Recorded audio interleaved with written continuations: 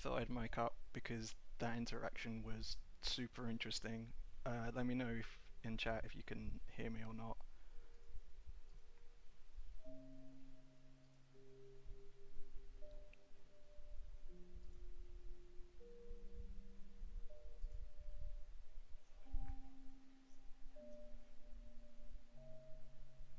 Okay, so what happened there was we stole the oracle and the Vera fired before the Seb text because the oracle is the corp giving the runner a tag rather than the runner taking a tag as a cost or as a consequence of stealing it. Which means we lost the Manuel because the Vera fired before we could install it.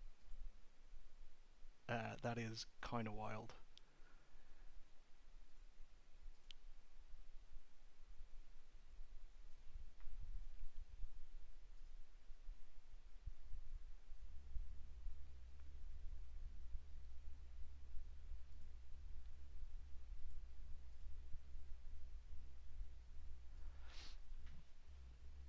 Alright, let's try and find this shipment from Vlad, because I think we're on the back foot and we're going to have to get the value out of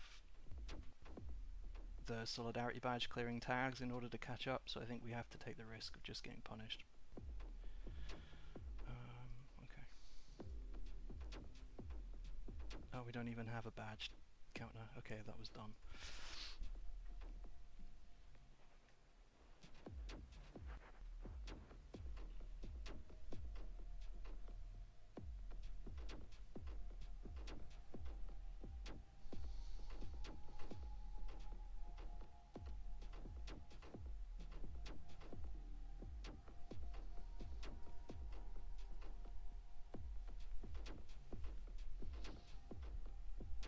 Rest of influence has to be Cerebral Urtica. There's a lot of Charlotte. Hearts and Minds.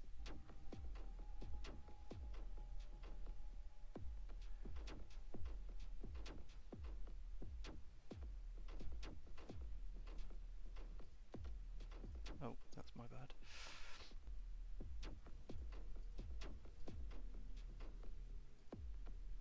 Okay. BAU, love to see it. So that's a Vlad's grid and something new.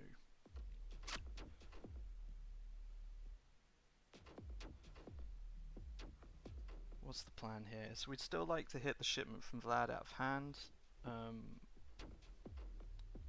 We probably have to run the new thing. We probably have to trash the Vlad grid as well, because it's just too easy for them to fast advance otherwise. We get this Valentina on the table. We could click Hannah to remove a tag, and then the next time we take a tag, get the Valentina on the table. Okay, so we're committed to having to run the new server, so we'll do that now, and then we'll use Hannah to clear the tag. Maybe this should be running the Vlad grid instead, because we know the Vlad grid isn't a trap. Yeah, we should have run the Vlad grid instead. Okay, that's awkward.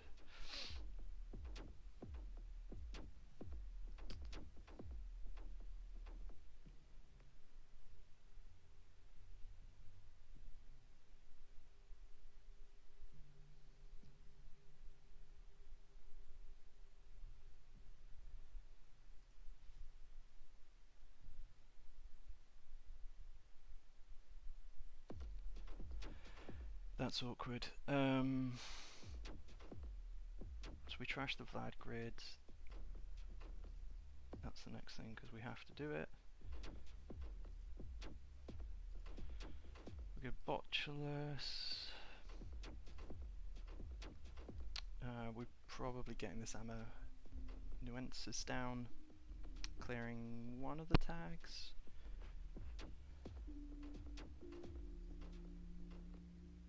And we leave Hannah on the table. That is just going to give them the run of it next turn, isn't it?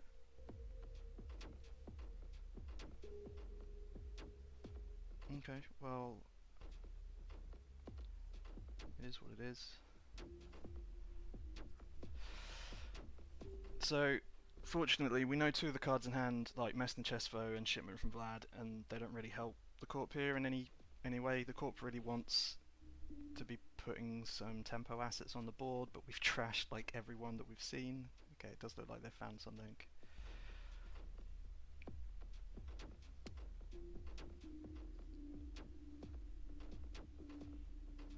I wonder if they're on Oppos. Oppos would make sense. Okay, tiered sub is kind of almost what they want, but they haven't given me a reason to run, so they're not going to get any value out of the tiered sub this turn. This is great for us. Wait, they removed... Ha! Neat, they removed our tag to deny us the Amanusis value. That's neat. Okay. I love it. Oh, Azamat. That seems real good in this matchup.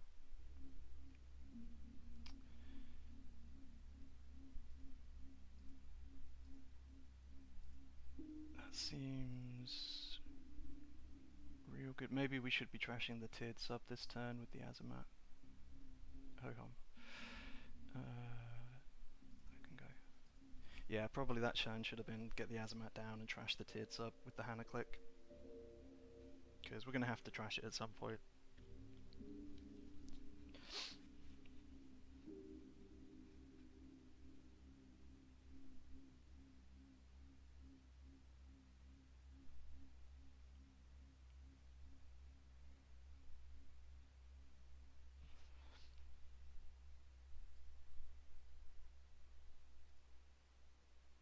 What do we win?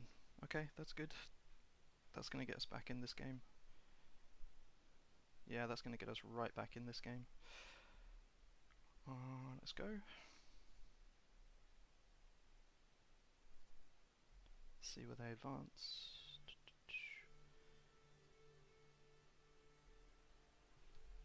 Valentina's so good. Are we floating the tag? I think we're floating the tag. Yeah, we're going to float the tag this turn. Yep, there's the Oppo. Right, we have to go and see what 22 is. That's the wrong card.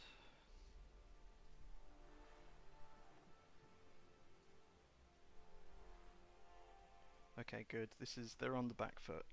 They're drawing agendas, they don't know what to do with them, they're just throwing them on the table, which is the right thing to do, but it means that we are coming out ahead in this game. So Vera's doing Vera things. So we have to trash the tiered sub. There's still a shipment from Vlad in HQ we'd like to hit. Do we care about Oppo? We probably trash Oppo if we see Oppo, because it's a little inconvenient.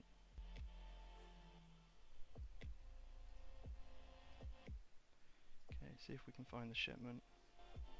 Oh, we don't even have... Oh my god. Such a scrub. We don't even have our Gourmand anymore.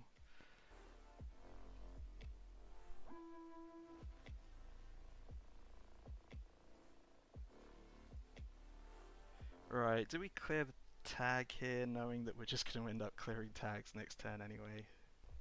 And then Amanusis will draw us a card. Draw 2 cards? Yeah, okay, that's what we'll do.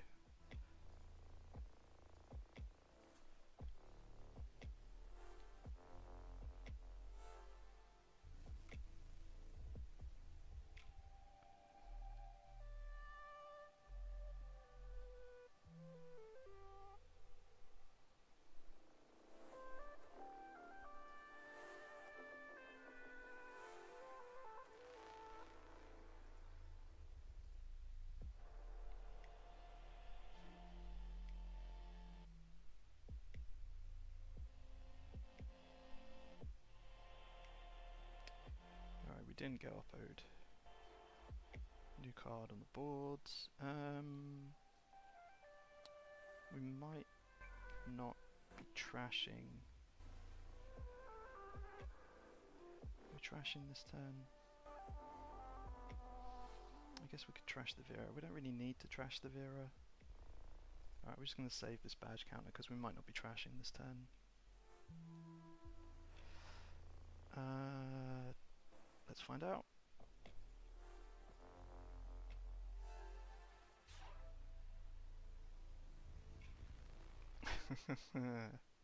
Cool.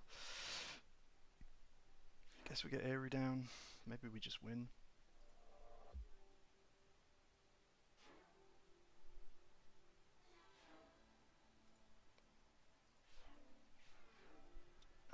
Clearing 2 tags. Probably clearing 2 tags here.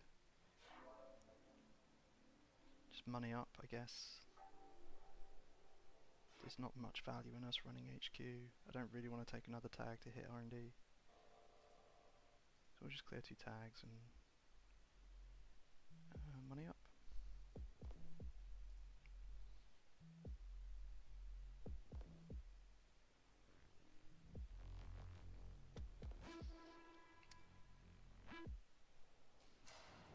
Yeah, the corp is not really rich enough to be making oppo plays.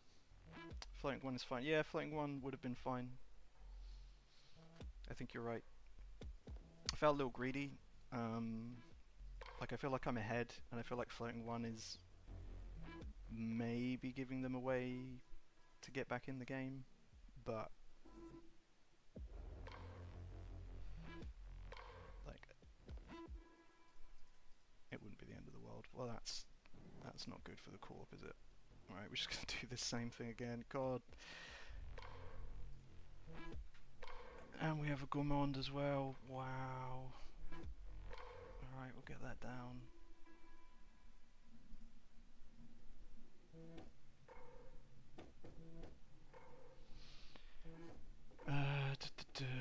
No, we can leave the Bandar in hand, I think. Probably not gonna die to snare, it's probably fine. IP enforcement.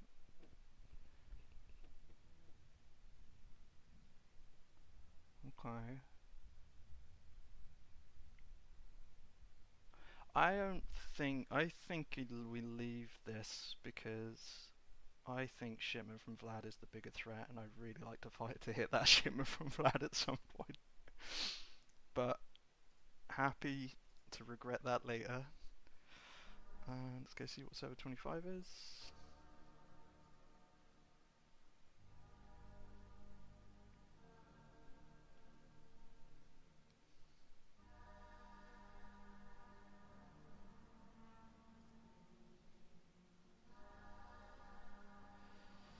There's a checklist. Okay. Get in the bin. That makes me suspicious about 24. There isn't a lot it can be from 2 credits though.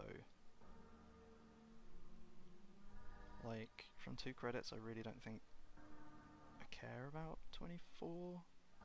And because it would mean... Oh wait, it doesn't actually mean floating a tag, because I could just do this, right?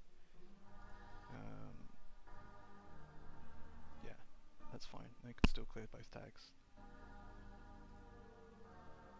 Yeah, okay, everything can get in the bin. I forgot about Azamat. Azamat is kind of, well, I was going to say it's kind of good in Seb, but actually it's just very good in this matchup, right? Yeah, we're playing Asset Prav in a deck that plays Azamat and Audrey and Solidarity Badge and generally wants to trash things. It's not great for them. They are on 4 points, mind.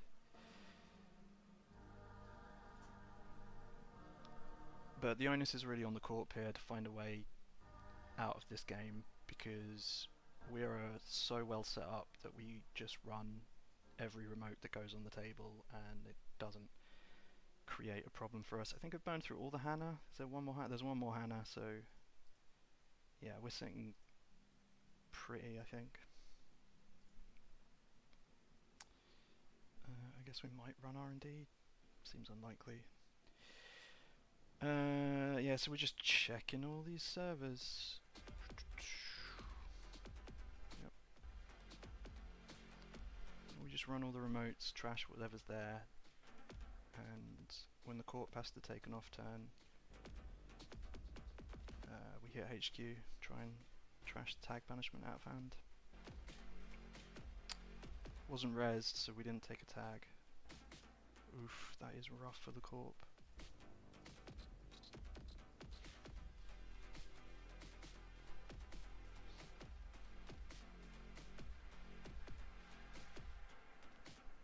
Could run R&D here, could Eru here to try and win, but I don't know that we have to try and win.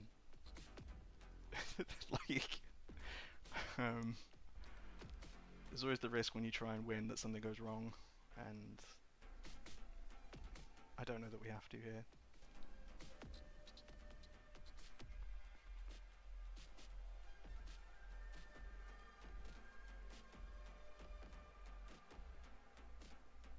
Yeah, shuffling back the YDLs makes a lot of sense. What are we doing? Okay, we're going to try and hit the shipment from Vlad, that's what we're doing. We really don't care about the Oppo. How risky is it running back last click? I'm just going to get more money.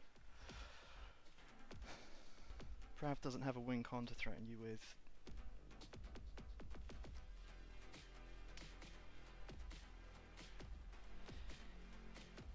Yeah, it does seem like it's I mean, Vlad grid, right, is the win con. Like, leaving a Vlad grid on the board is how you lose, and is how Prav is forcing you to interact with their board, I think. Is there anything else? Holloman as well, similarly. I kind of like the threat of, like, if you don't run, there could just be a Holloman and a 5-3 on the board is real.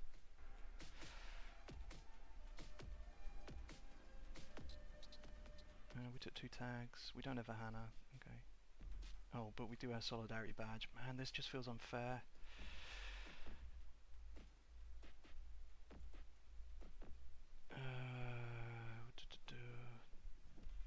Clear the tag. Run the new remote.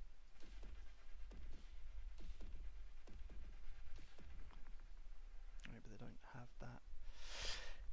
Yeah, the problem here is that so they're forcing me to interact with the board, but the problem is I'm so well set up, and the deck is just naturally built to handle tags that I can interact with the board in like almost complete safety.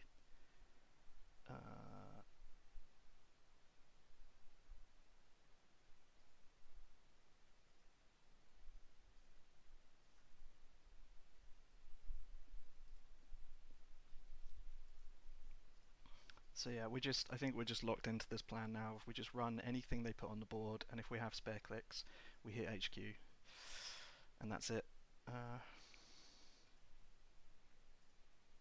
100% float tags here. I mean, you can float tags. You don't need to though, and like floating tags is one of the few ways that we possibly lose. Like we probably don't lose, but right.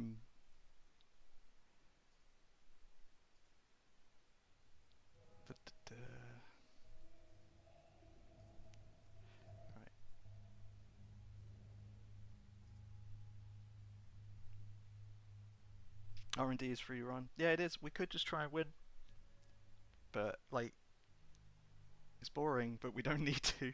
We like yeah, that has to go in the bin. Watching this in the corner of a family party. I appreciate the support. You're a good friend. Oh, I mean, I kind of don't want that on the board.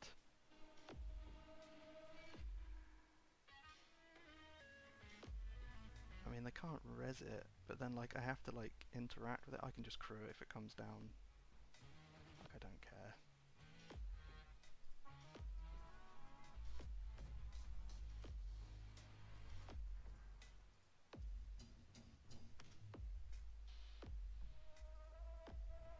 There we go. I've been looking for that all game. Alright, we got Manuel, so if we want to just win, we can just win now. Like, we area, we install Manuel, we see 3 from R&D, and that'll be game.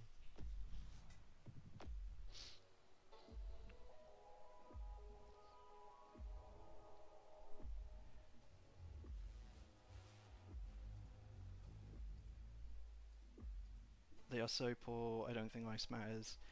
Yeah, in in theory, you can get the funhouse down on a remote, keep putting things in the remote and dragging the runner through the funhouse, and that's a way to go to take some control of the game back off of the runner. But the problem is, there's two problems, right? One is I'm just going to trash the ice because I've got crew, and the other problem is you're on the clock. You've only got 12 turns to win the game, and you're going to have to drag the runner through that funhouse too many times. So yeah, I don't think it's going to work. We'll ban hard. We don't really need to draw cards. So yeah, we just run 730, but then we Eru and win, I think.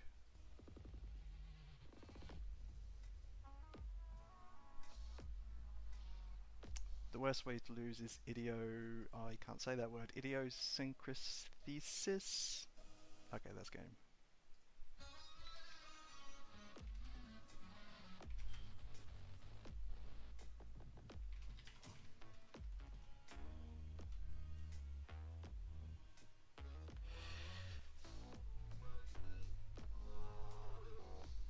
Alright. So, seeing as we're talking, there was a tournament yesterday. 30-person standard tournament, CTK, in Reading. UK players and a couple of big Canadian names coming out to test out their elevation creations. And we still don't know, exactly right what the meta is going to look like for elevation, but a picture is starting to form. We're starting to see what some of the big player decks are going to look like. And some of them were on display at Reading, and I think it's, if you're not familiar with these decks, it's probably worth like starting to get familiar with them. So Soccer was in town. Soccer went undefeated with a Deep Dive Sable and a Nebula deck.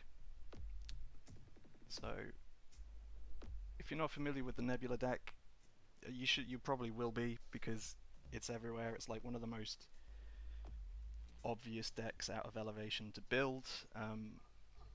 This is a remoteless Nebula deck, so just sitting back, putting ice on centrals, moneying up, waiting to draw the pieces that it needs to start fast advancing stuff out, and putting the runner in a position where they have to run through this incredibly taxing ice on centrals.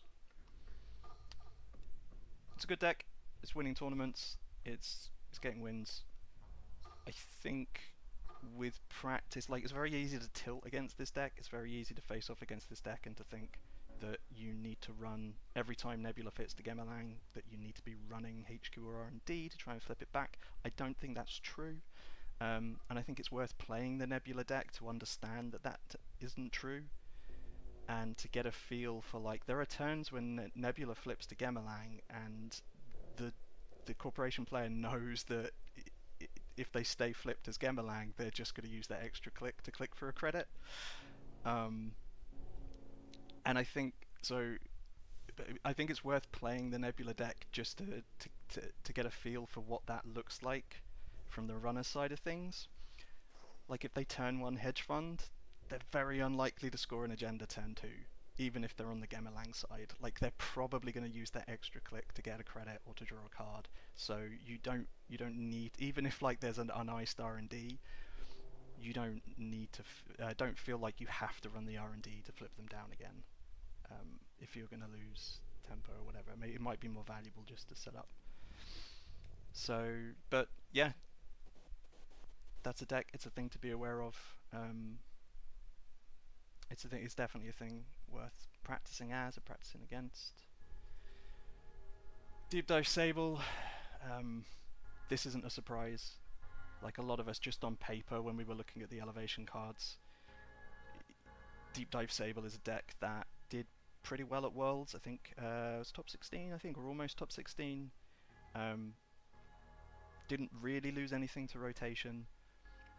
On the Corp side, the Corp lost all of the common defenses against Deep Dive. Border Control is gone, Crisium Grid is gone, Nisei MK2 is gone, Ag Infusion's gone. Like the list of things that deal with Deep Dive have gone, and so this deck, while it hasn't really, I mean, it's not gained much in elevation. I guess you could say maintenance access, but like the corp losing all of the defenses is just huge for this deck. This isn't a deck, I think, that... So like you'll sit down in a game and you sit down across Sable and you should be thinking that, okay, this is probably on Deep Dive Sable. The problem is I don't know. I think it's too late at that point. If the first time you're thinking, okay, I'm going to be up against Deep Dive Sable is when you sit down at the table, it's probably too late. I don't know that you can adjust the way that you play the game in order to accommodate for that. I think like you have to be thinking about this Deep Dive deck at deck construction time when you're building your corp list. You have to be looking at your corp list and saying, what answers to deep dive have I put in this list? Because there isn't, otherwise there just is. I mean, you can ice centrals and you should use ice centrals, but the deep dive deck has got enough tools to be able to get through that ice. So just icing centrals on its own is not going to be enough. You need to be thinking about like, what cards do I put in my deck that are going to make deep dive hard?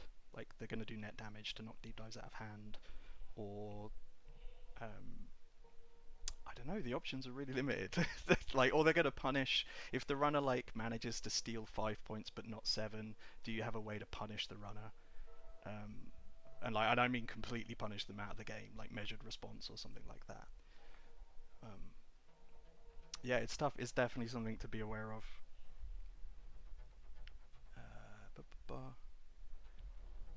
I still think Nebula FA will struggle long term, but it's going to clean up while decks are unoptimized. I do think it's not obvious to me where Nebula goes in the long run. Like it's got such a linear game plan. The remoteless version has such a linear game plan that I think once runners figure it out, that it will start to lose games. The only place it's got to go is to start to add in a little bit of remote play. Either in the form of like Vlad Grid or something else. I'm not exactly sure. So I do agree that I think its win rate is only going to come down. I can't see Nebula's win rate ever go up. Reports are in. You're quiet. Turn yourself up. We can do that. Hopefully that's better. You'll have to let me know in chat.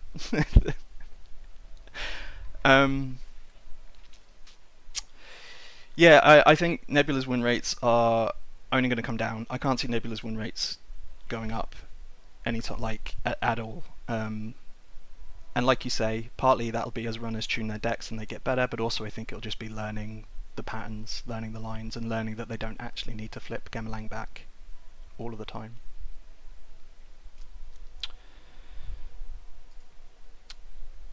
Much better, excellent, thank you.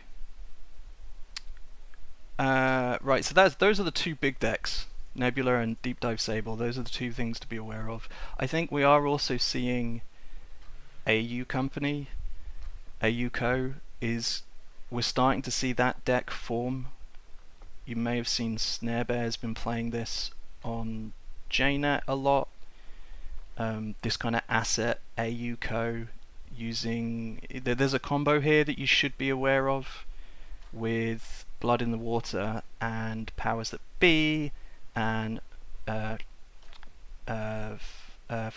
Gun Batista. I cannot wait for the pronunciation guide to come out. Where you just like score like 6 points in one turn. So yeah, this style of almost like, it's like the PE asset deck, if anyone remembers that from last meta, but because of the AU Co ability, it's able to like draw all of the cards it needs to keep pushing and to just keep going and to force the runner into making some awkward decisions. I don't think the deck, I don't think this is tuned. I don't think this is like the optimal card list, but this gives you the shape of like the kind of thing that it's doing. Bladder is real. Yeah, Bladder is real, but also, so that part of it is a little bit grindy, but also there's some combo kill stuff in here, right? Like where you suddenly advance a clearinghouse out of nowhere, and then that may not it may kill the runner, it may not kill the runner, but it may like bring them down to enough of a hand size that you can then do the fat blood in the water trick, and that will get you there. So yeah, review my list next. Oh, you've published. Oh, okay, cool. You hadn't published them before the stream, but yeah, we should get into that.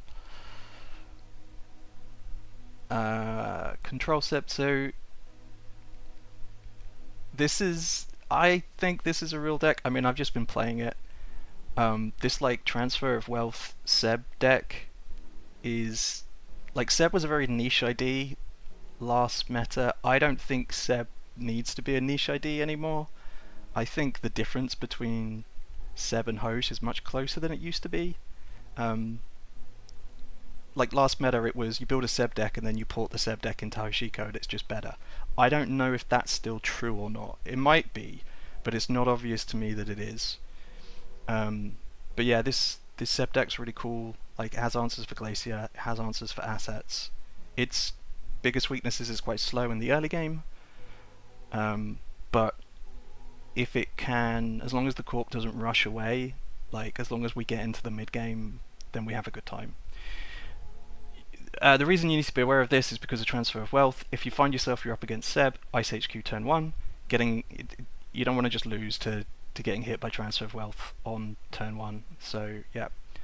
So two things to do. One is Ice HQ turn 1 against transfer of wealth. The second thing is Ice Archives when you get to threat 3, because Icing Archives will turn off privileged access and it will turn off Eru, and those are two very important cards to the Seb deck. You don't have to worry about it straight away, but when you get to threat 3, those are things that you need to be worrying about. This is wild if you've not seen this one. So this was a deck played by Swabble, was it 16th? Something like that? 13th. This may be a thing, it may not be a thing, it looks like it could be a thing, but this is just a Hoshiko deck that is pretending to be Noise, using Cacophony and Daeg first Netcat to just sabotage the runner.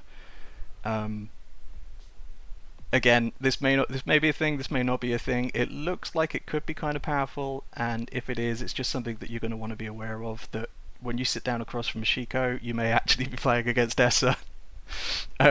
You'll need to, as always, when playing against Hoshiko, you'll need to like watch for the first few installs to tell whether you're against the reg Hoshiko, whether you're against this Essa variant, and then just adapt your play pattern as appropriate.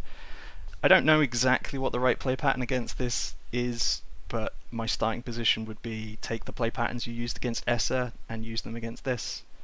There's no Tushka, so you don't have to Ice HQ quite the same way, but you might have to like Ice Archives, and you're gonna have to just be like using your Spin Doctors in like not for value, but just in like tactically, if that makes sense.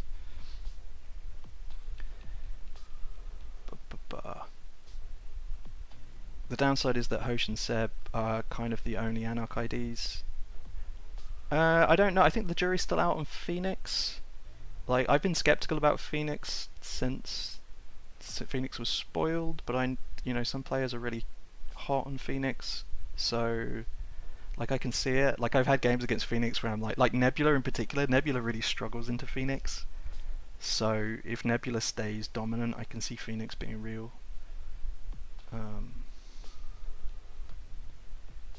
I think Lou Mulch might be real. Yeah, it might be. Yeah, for sure.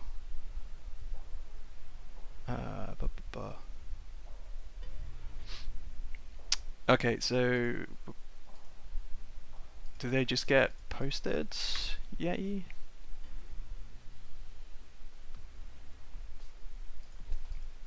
You've not claimed. Here we go. Alright, so I thought I figured you'd probably want to talk about these later in the week, but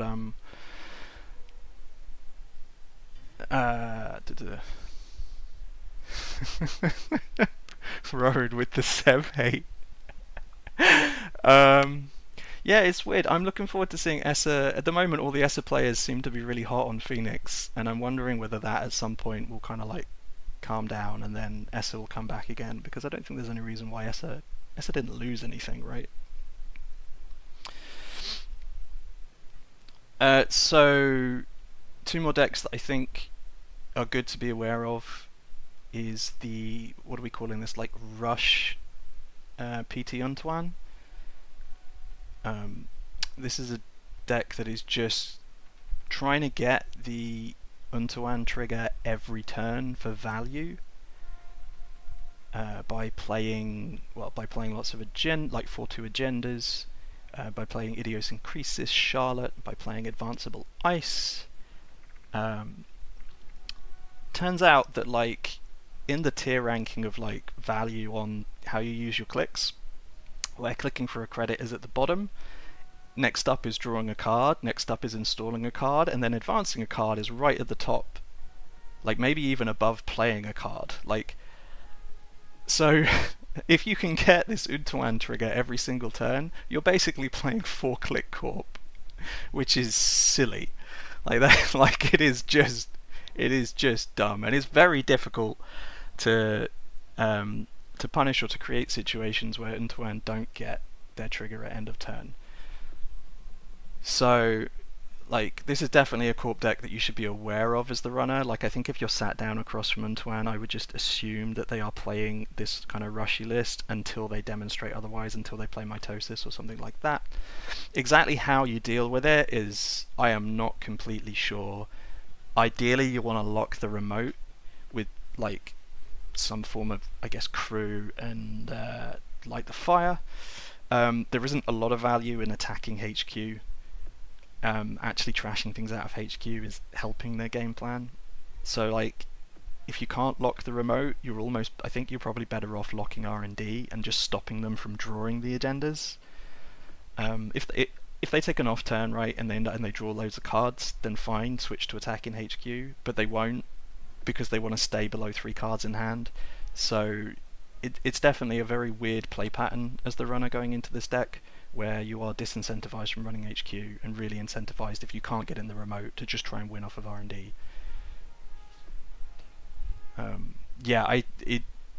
When we sat down to play on day 0 of Elevation, or day 1 of Elevation, this was the deck I was most impressed by playing against. It didn't feel fair. Like the Corp having 4 clicks turns did not feel fair.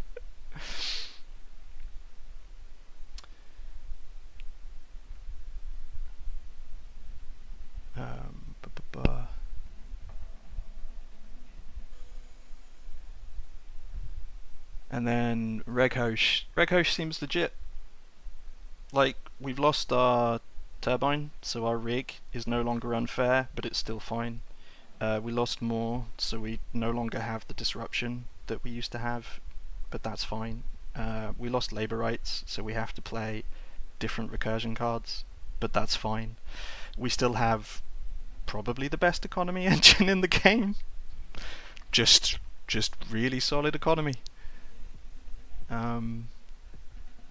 Yeah, it's a good deck. Like, I really don't have anything to say about it. Like, I know Yeti gave me some grief for not having anything to say about it, but I don't. Like, it's Reghosh. It's good.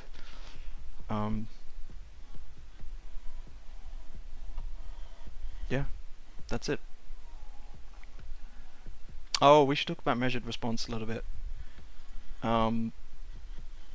The measured response is winning games, and it's surprising to me how many games it's winning. I shouldn't be surprised. Like, it's killed me, I don't know how many times.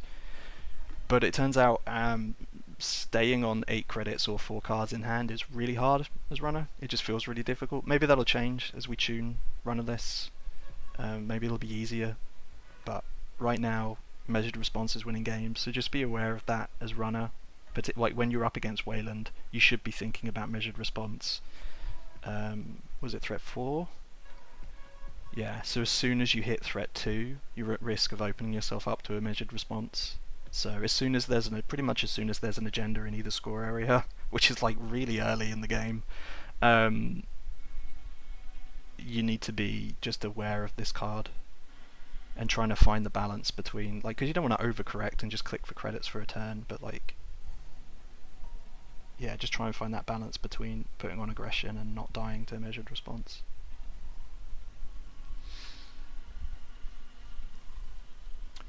MR keeps people honest, but adaptation will beat it eventually. Yeah, I think so. Like, I still think it'll be good.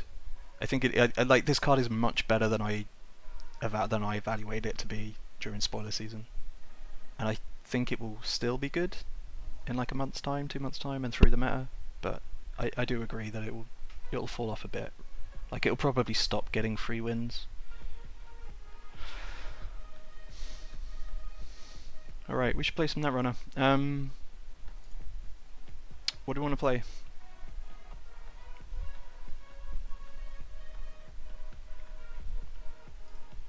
Stick your suggestions in chat for what we should play.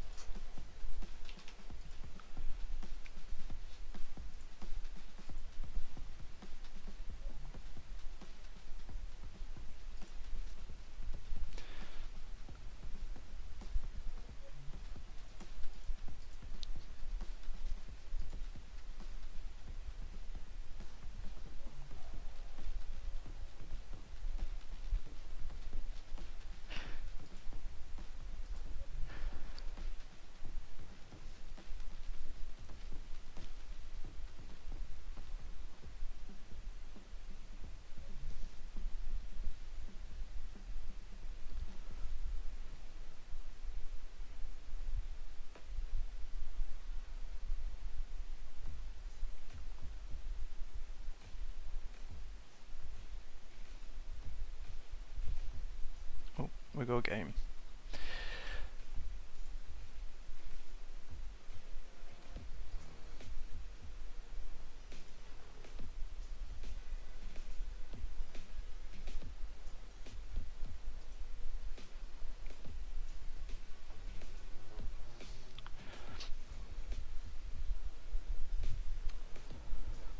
Alright, we're going to play some Ayuko into Sable. We're going to assume that the Sable is a deep dive. We like this hand because it has a tithe in it, because it has ice in it, it has a hostile architecture in it. This is a good hand. We can duck the transfer if the transfer comes down. This seems good. This seems very good. Okay. So we obviously want to ice HQ. We want to get this hostile on the table. We might want to click for a credit to be really safe.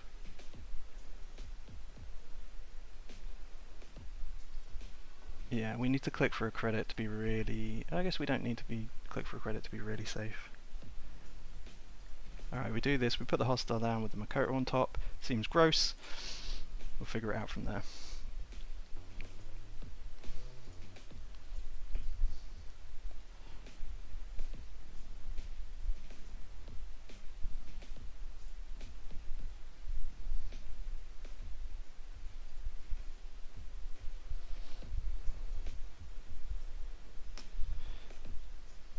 Okay, we're running the remote, so we res and we risp.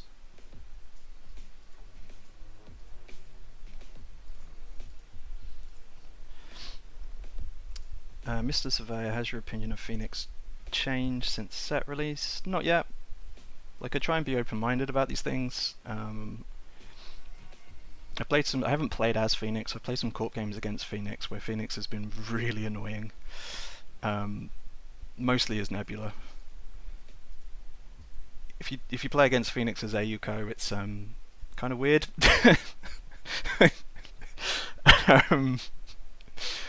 Yeah, because you kind of trashing from hand isn't the worst as Ayuko.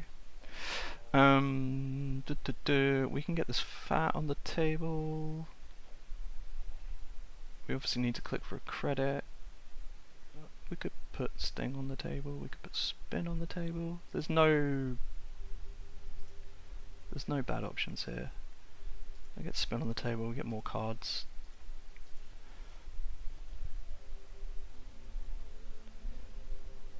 Landit hostile, evil, better draw cup. Yeah, I think stocks. I was hot on cups in the last meta. I think stocks and cups are even higher this meta.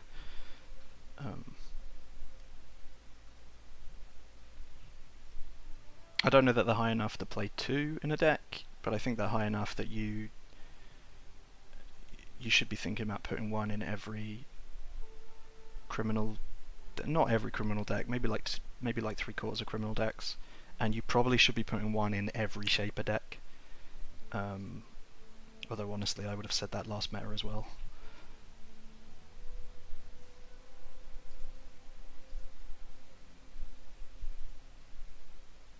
Do we res fat here? I think we do because it shows it, but I don't know that Sable has a decent response to it.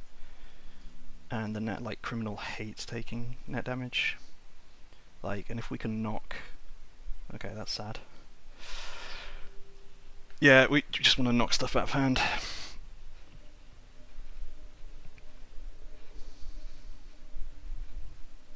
Maybe cup stocks are so high even Crims will now play them. Yeah, maybe. I still think less Crims will play them than Shaper, and I think that's probably true. Cups in a long tradition of criminal cards that are actually Shaper cards.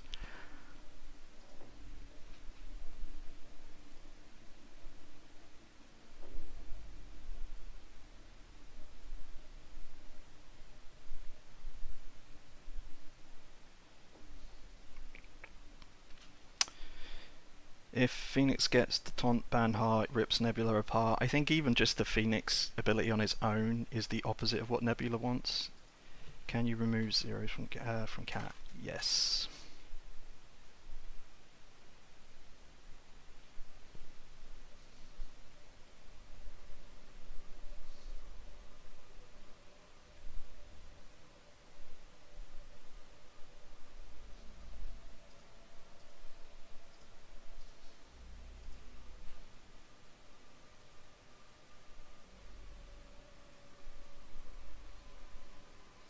Oof. Trashing the spin, that feels like a misclick? Maybe not. Maybe we're committing to trashing other stuff. Maybe that's what that is.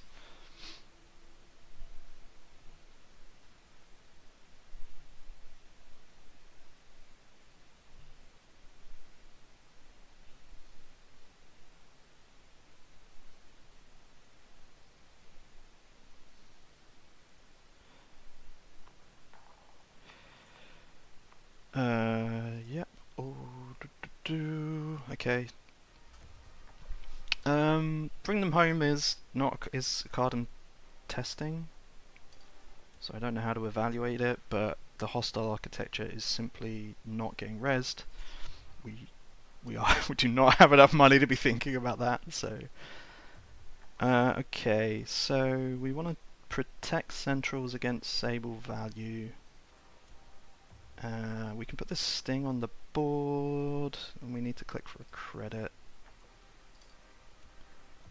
Sting on the board, click for a credit. Okay.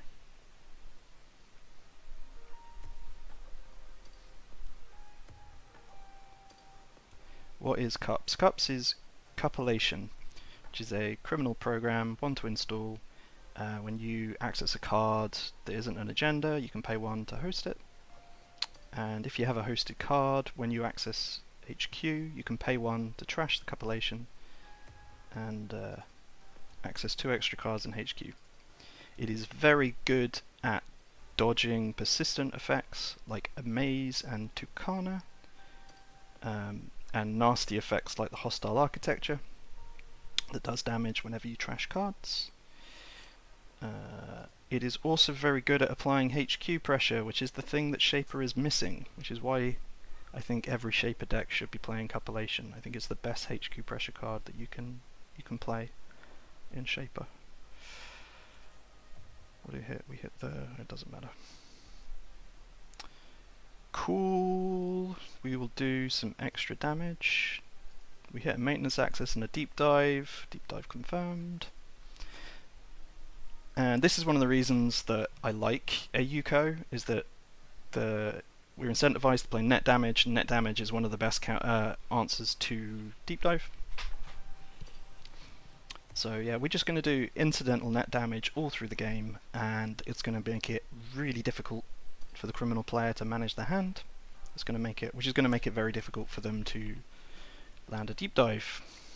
Oh, running the sting. Okay, take the sting.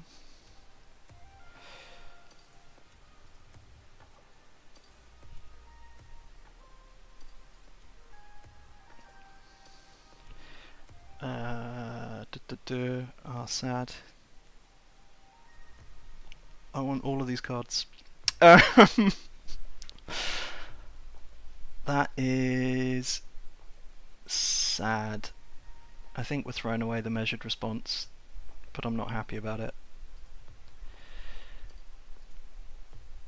So I think we're icing. Are we icing archives? Or are we icing the hostile? I think we're icing archives. That might be wrong. It might be that that was supposed to go on the hostile architecture. And do I discard the moon pool? No, we'll just put the cohort out here. We can't res both of these, but maybe one of them gets trashed anyway.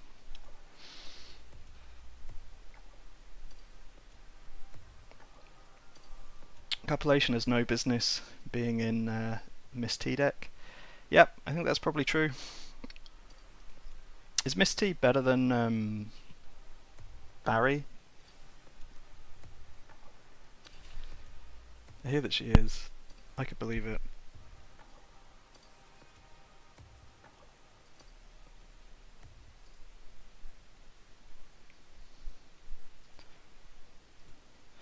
I love Tithe so much.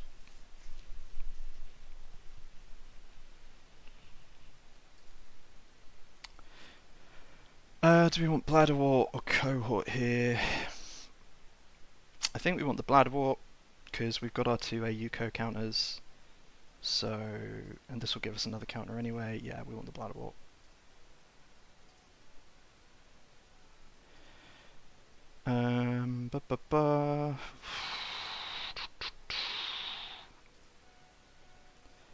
Probably Regenesis. Like, we're just going to lose it out of hand otherwise. Like, we're reaching the point where we have to put Regenesis on the table, and we're not, there's actually no reason for us to do that yet. Alright, we'll throw out the Regenesis. Can't play the pay cash, that's okay. This is kind of awkward.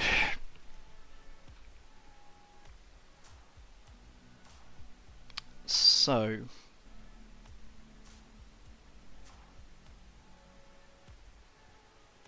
we need to create a board state that can actually win. Our money should stabilize itself. We've got Bladderwort and Cohort out. We've got this pay cash. So our economy will stabilize next turn. That's fine. So I think I think we want the moon pool on the table. Where do we want this anemone? Probably want the anemone on a central, which sucks. Should have put the Tithe on a remote, could have put anemone on archives.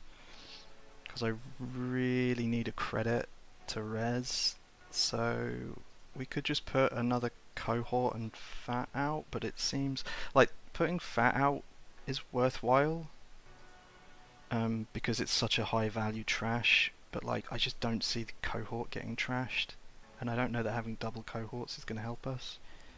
But, whatever.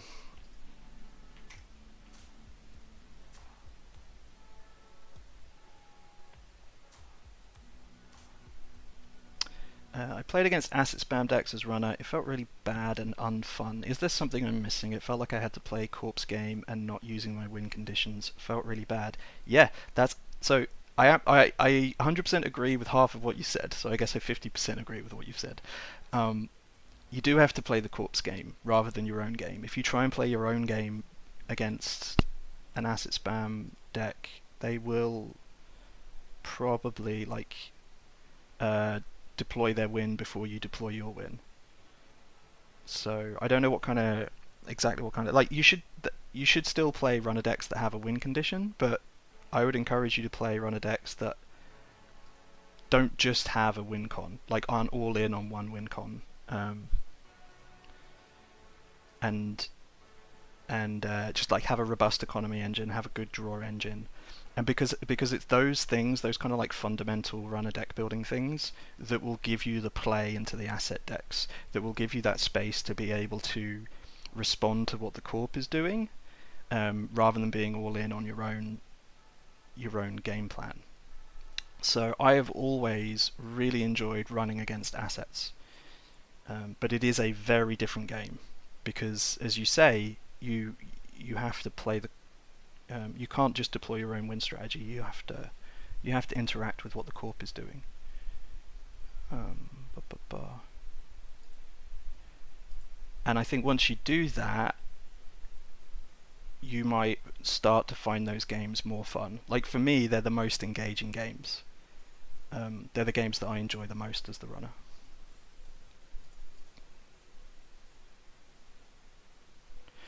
Okay, so we gonna... Where's the cohort?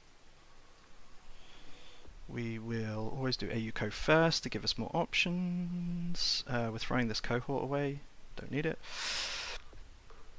We are trashing... We're trashing petty cash. We're trashing one of these tattoo bowlers. I think we need more money, so we're trashing one of these tattoo bowlers. I think that's what we're doing. And then we're playing the pay cash.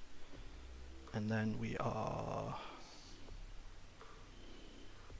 What we're doing here?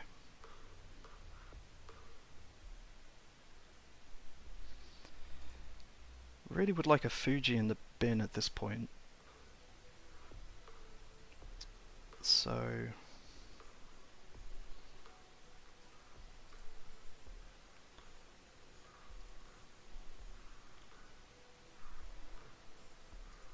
I don't really know what we're doing here. I guess we can afford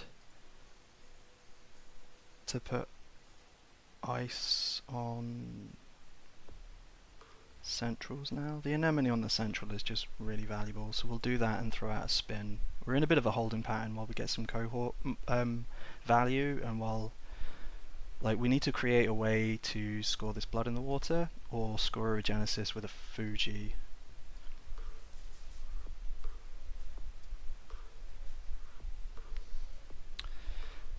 Joyce says, in my opinion, Sable is better than Miss T, better than Barry. Yeah, I could believe it. That sounds about right to me.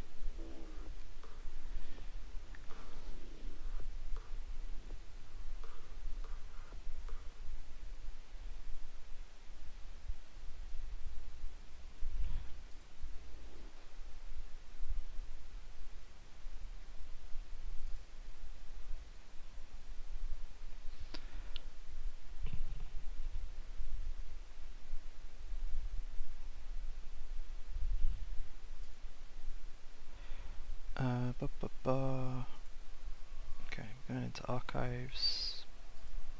Are we getting a fire here? I love these tithe fires. Alright, now are we giving away the regenesis with a net damage?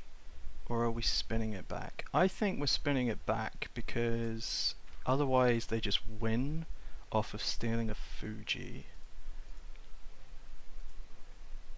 And we wanted to res this spin anyway, so I think we're spinning the regenesis back, and we're probably spinning the oh, I really want to spin the measured response back.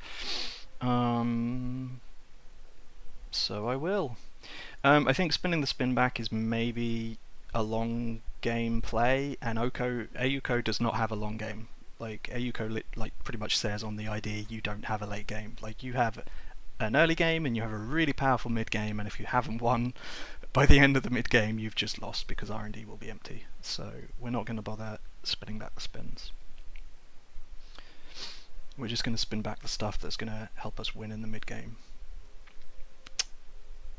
Okay, only one deep dive in the bin? Yeah, okay, so we're looking like we're going to try and maybe dive. Okay, we need this other cohort.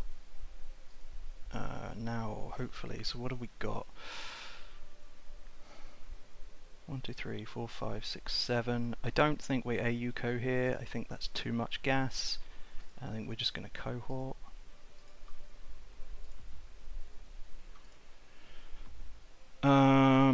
We don't need this Makota, I don't think, although putting it on the moon pool is kind of appealing. I think I want the Atini more, because we're getting to the point where we can actually afford to res it. Okay, and then we're going to cohort again.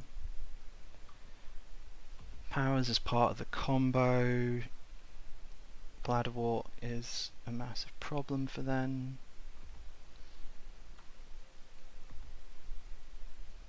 Probably I'm going to need to bring them home. Man, I think I am trashing the Atini.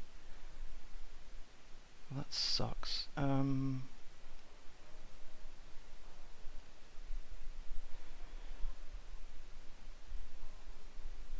we'll trash the... Yeah, because backstitching is just going to bypass it anyway. We'll trash the Atini. We're not doing that. Alright, we're going to play... Oh, we found our measured response. That genuinely might be how we win this game. That's dumb. We're just going to throw stuff on the board and say, you figure it out.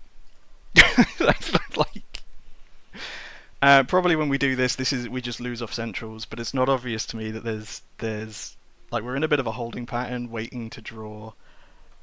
What are we waiting to draw?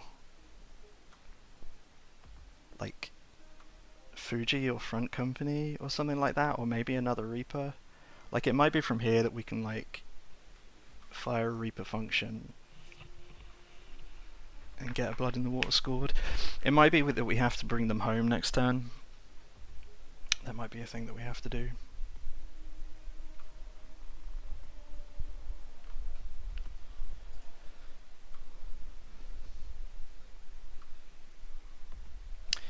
In my opinion, Baz is more likely to do something than Mushliha, because I haven't seen a Mushliha deck that could have just been better than Sable.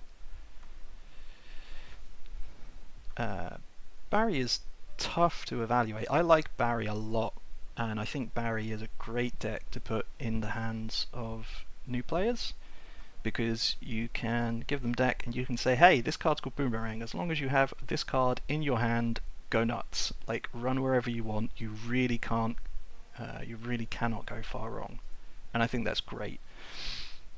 And I hate installing Boomerang on Under Dice, so I have a real soft spot for Barry.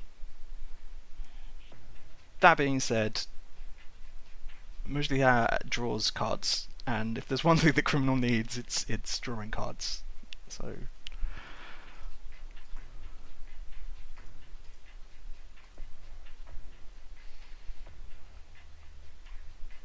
okay, we're just running and trashing stuff. This is great for us. This is genuinely great for us. Yeah, like, we've actually just won here.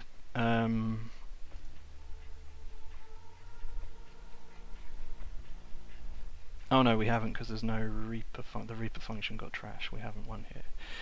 Can we... So we can... We might have one here? Not quite. So we're going to res all this stuff. We're going to res all of this stuff. We're going to maybe put agendas in archives. So we're resing this. We're resing... That's 3, that's 5. Okay, we res all this stuff and it doesn't actually get us into Bladderwort range. That's kind of sad. Maybe we should have res some of this stuff before it got trashed, just to get us into Bladderwort range.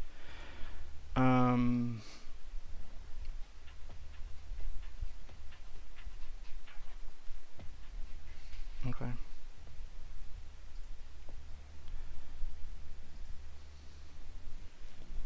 Okay, we can trash Regenesis. So we do need to do something here. And I don't hate doing a net damage just to score a Blood in the Water with a Powers Fire.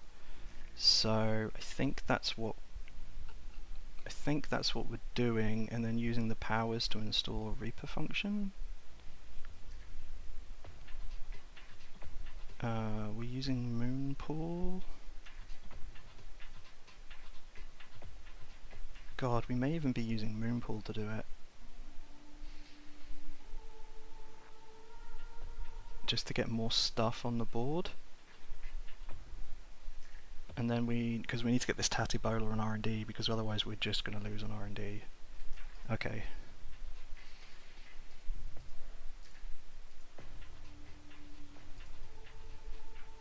Right.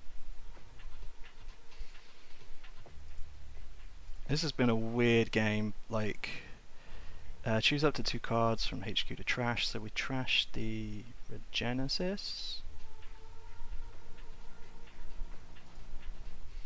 And then we put these 2 Regenesis back. And then we score the blood in the water. And we do a damage. Right, now we get to install some cards.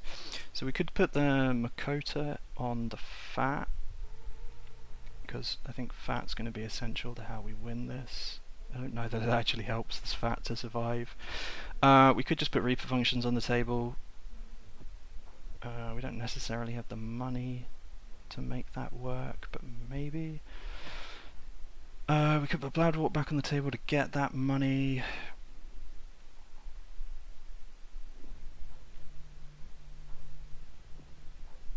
Interesting. And then we're also going to put Tatty Bowler on R&D, and probably we're going to install this other Reaper function as well. Yeah, which is going to create a money issue.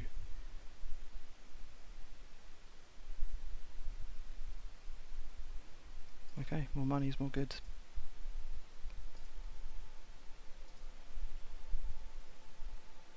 Maybe it's the Sting.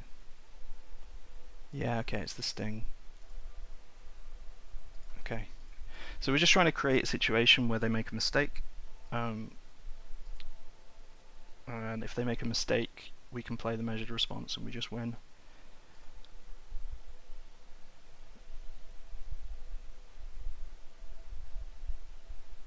Moonpool, Sting, Fat, Kills. Cool. Yep. Good. Yep.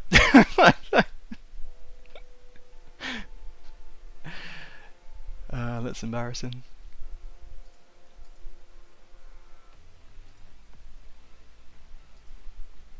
So I never played PE really, so like I kind of space on the most of the text on Sting. I'm like, I always remember, like, you steal it, you'll take a damage, that's fine, but there are more words on Sting than that, right? Like,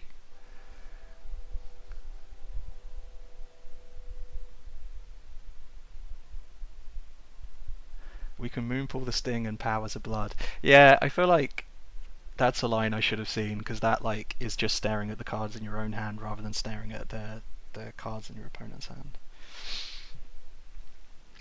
Right, we're gonna get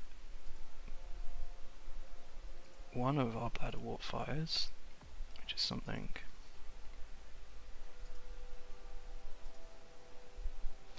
And then I think we're just going to store this Sting and put a Reaper function on the board.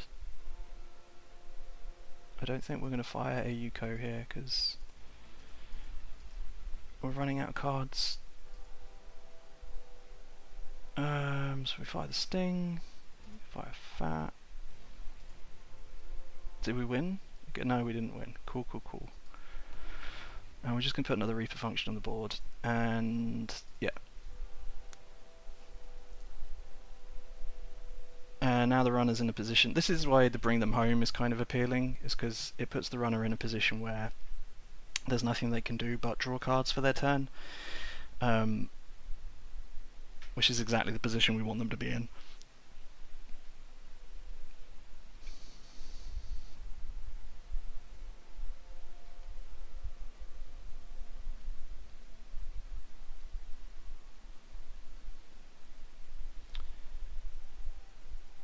I feel like Azamat is superior to Bahia bans for asset spam if I'm just going to put the card down to be able to run and trash assets.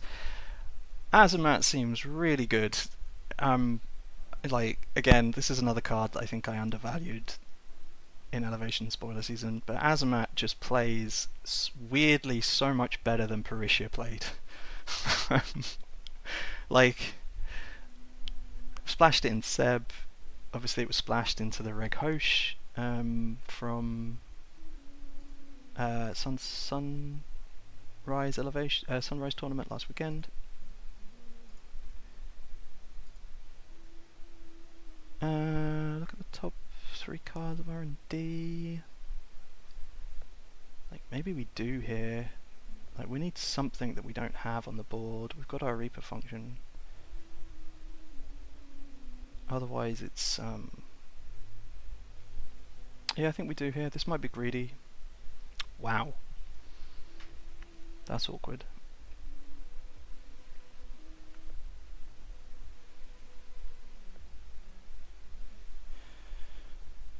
Alright, trash the Fuji and hope that everything will be fine.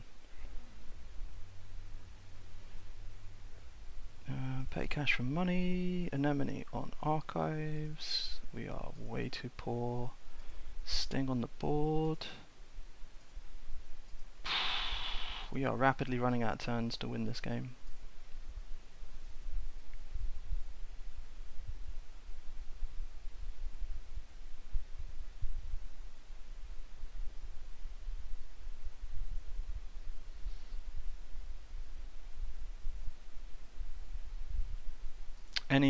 Any draw suggestions in Criminal?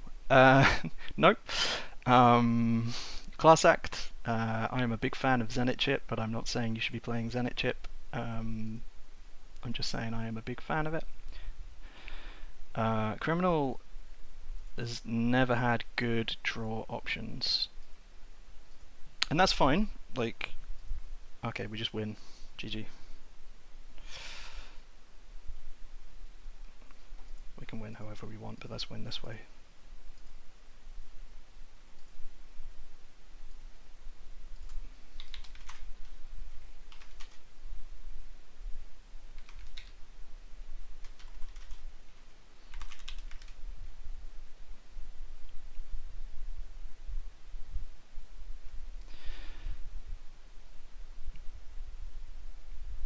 I think the problem is playing Blueberry Diesel. Yeah, it's Blueberry Diesel isn't great. Lilo isn't great, but if you've spent all your influence on Deep Dive, then you don't really have any other options. Earthrise Hotel is rotated, so like I will say Lilo plays pretty well with Class Act. Like being able to play Lilo with a Class Act filter is not the worst. But yeah.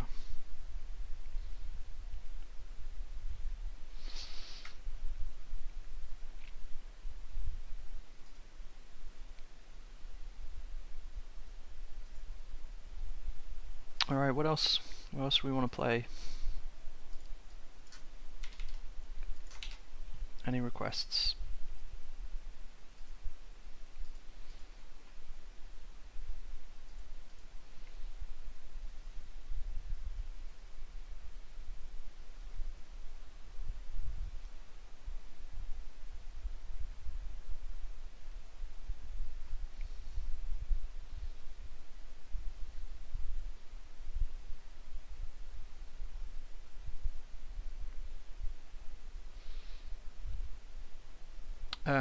I adjust my deck to run 2 Azamats. Is it enough in a 40 card deck to deal with assets? I'd say that sounds like an overcorrection to me, especially in a 40 card deck. Like 1 Azamat should be fine, and I think it's a legitimate way of approaching deck building is to say, hey, I've got this deck, I really like it, but I have a real problem with assets, so I'm just going to put an Azamat in. I don't think that's a terrible thing to do. Especially while you're learning the asset matchups. I do think you will, like, Azamat on its own isn't just going to win you those games. Like you are going to need to you are still going to need to learn the matchups, but it will help you learn those matchups, I think.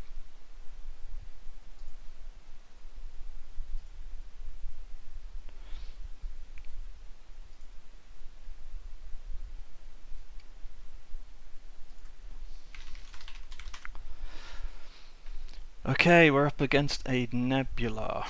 We're playing the Seb again. We got a friend of a friend. Priv Access is a dead card until threat 3, but we have a friend of a friend. Solidarity Badge is a dead card in this matchup. We're pretty much keeping this hand just for the friend of a friend. And that's fine. And that's fine.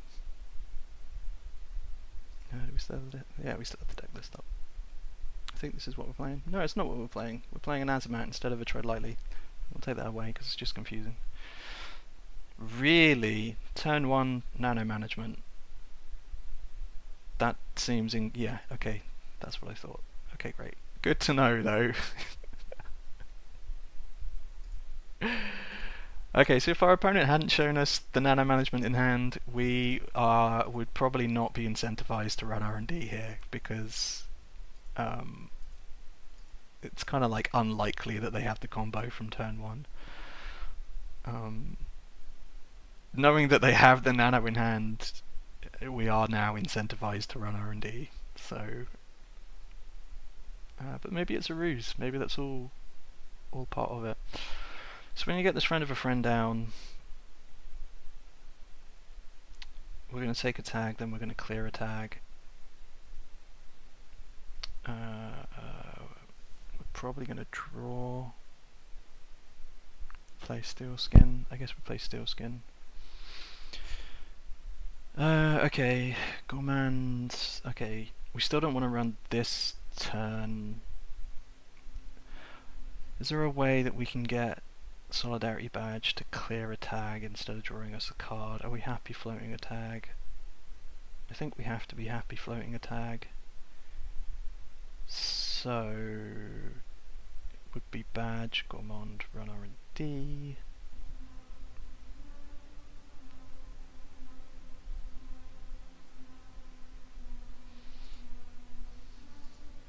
Alright, and what we're doing here, that's going to draw us a card, that's really awkward.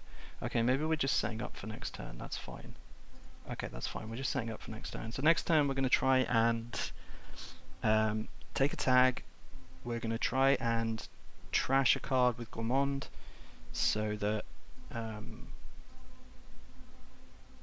we can then float the tag and clear it with the Solidarity Badge, because it's more valuable to clear tags with the badge than it is to draw cards. This is super risky because we don't know what tag punishment we're up against.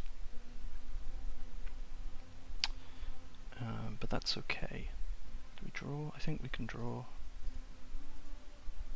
So we take a tag to install crew. We run R&D. Oh no, this is terrible. They got like 7 cards in hand. This is terrible. Okay. This was a huge mistake. So we're just going to clear the tag because they've got so many cards in hand that trashing the crew isn't going to be a problem for them. So yeah, that was just not a good plan.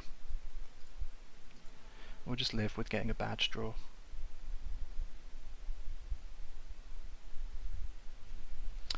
What's your ice suite in AUCO? All of the tides. All of the tides. 3 tides, 2 anemone. I love Tithe. I think it's great in that deck. Really easy res, really really awkward for the runner. They don't want to install. If they have to install a breaker to break Tithe, we're happy. If they don't break Tithe, we're happy. There are no good answers to Tithe. If they crew it, we're happy. Like, there just are no good answers to Tithe. So 3 Tithe, 2 anemone. We play a couple of tattoo bowlers. Jury's still out, and we play a couple of a teeny, because I think the numbers on the teeny, now that Buzzsaw Turbine isn't a thing anymore, the numbers on a teeny are just great. They are just great numbers. And it gives you 3 AUCO counters if they let it fire, which is also great. Alright, we're just going to leave Gemelang. Like, if they can Gemelang again, having done it a turn ago, then like, fine, whatever. Do we get this Botulus down proactively? I think we do, because more counters is more good, and they know that we're going to run. They know that we're going to run at some point, so we'll just start charging Botulus.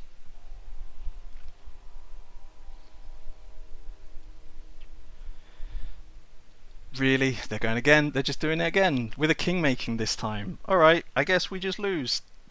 Into another superconducting. What is this? Turn 4?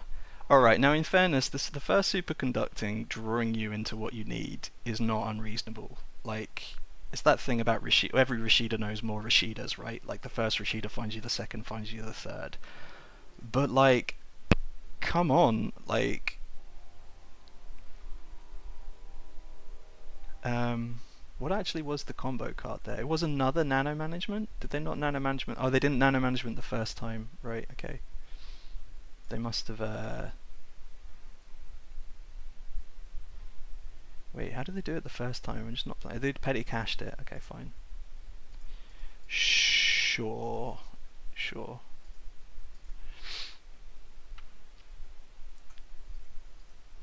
Alright, well the good news is we can just run HQ and maybe pick up some agendas.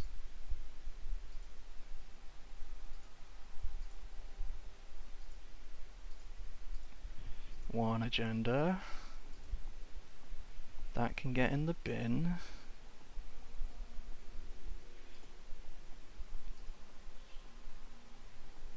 Alright, the good news is that we're going to be able to... Okay, we're resing ping. Sure.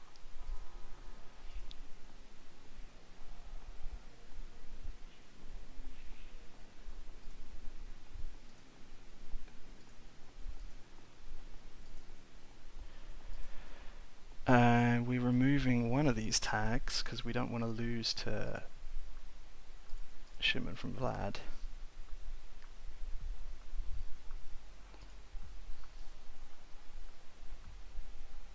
Non-equivalent exchange. Yeah, when tier 1 decks are playing non-equivalent exchange, something has gone wrong. Like, something has gone wrong with Netrunner.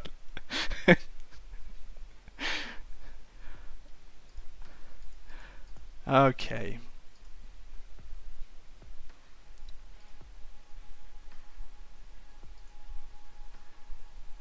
We probably draw here. Not sure that this does anything for... Oh, we can get the gourmand back and a friend for a friend, but we can't install anything. Do we want to get the gourmand back? Not just yet. Not just yet.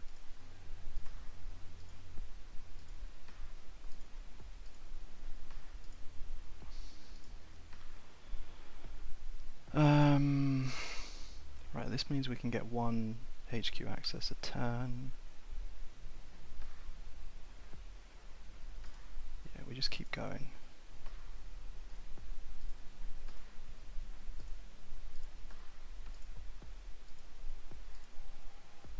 Okay, missed the chestbow, okay. Okay, that's a good card. So the plan here is to trash whatever they put on HQ and just run HQ once a turn, every turn. That's the plan.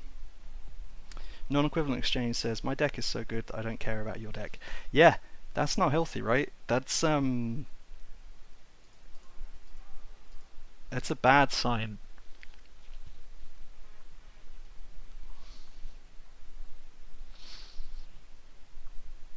What KPIs?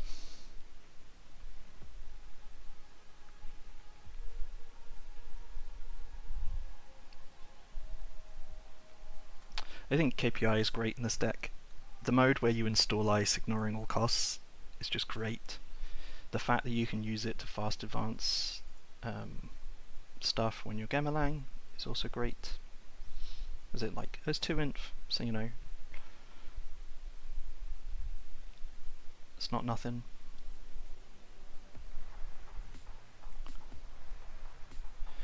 Alright, I don't think we're not playing transfer this turn because we're going to take loads of crew tags. I do kind of wish we had some connections to install, but we don't. Are we running the spin? Yeah, we're definitely running the spin.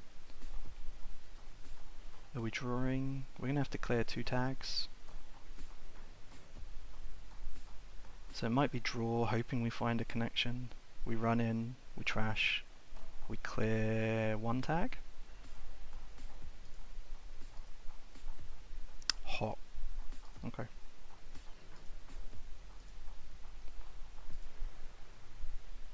Okay, this is pretty sure this is trash.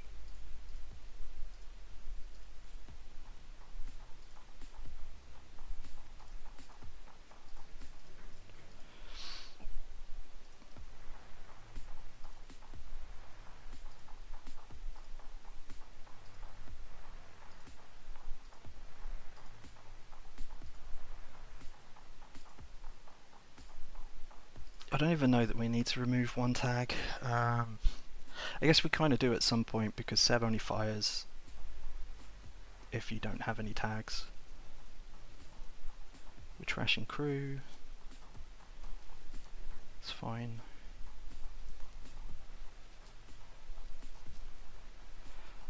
Like, Nebula doesn't want to discard cards, doesn't want to pay credits. Like, I think we're okay with this exchange. 3 piv access in hand.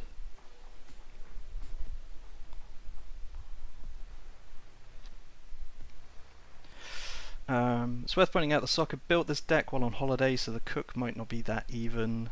See literally Blueberry Diesel. Yeah, but Criminal doesn't have any other draw options. Like, you're spending all of your influence on Deep Dive, so your options are Class Act, Lilo, Blueberry Diesel. If those are your options, like, Blueberry Diesel doesn't look that bad compared to Lilo, in my opinion.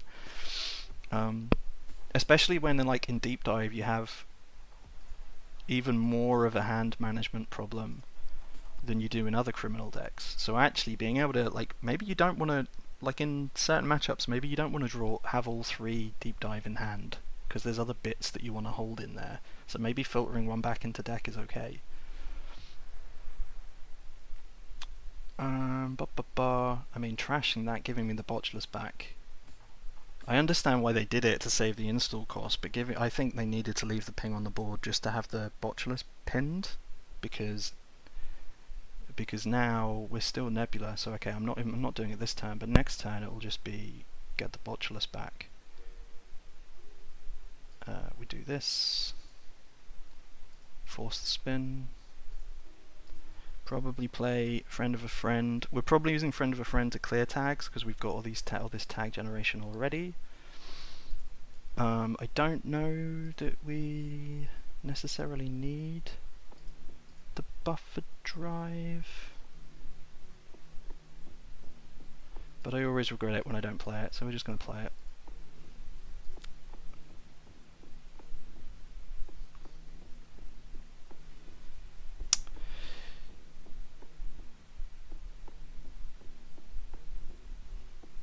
We can go absolutely crazy with, yeah, exactly. This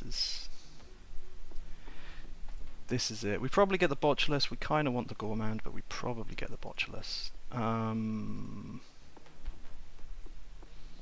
So we go. Oh, that was shoot. I shouldn't have installed Friend of a Friend. That should have been a Priv Access install. Should have just clicked for a credit.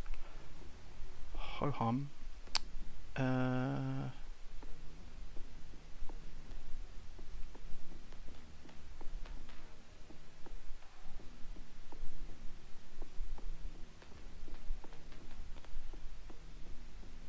Draw, insert the tag, we're going to run in.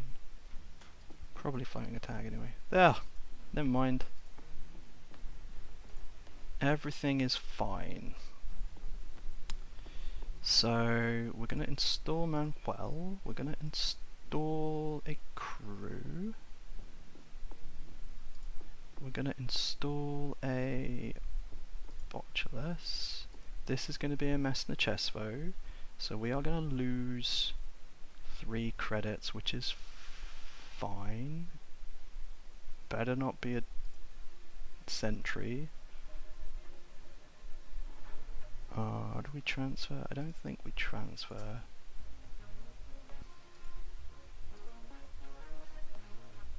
Oh, it's a ping. That's actually great because we could use our Friend of a Friend.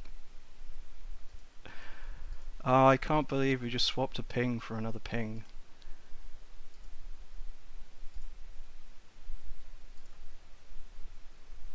And then we use this to remove a tag, and we still have 1 tag. And I hope they're not playing end of the line, because if they're playing end of the line, we just lose.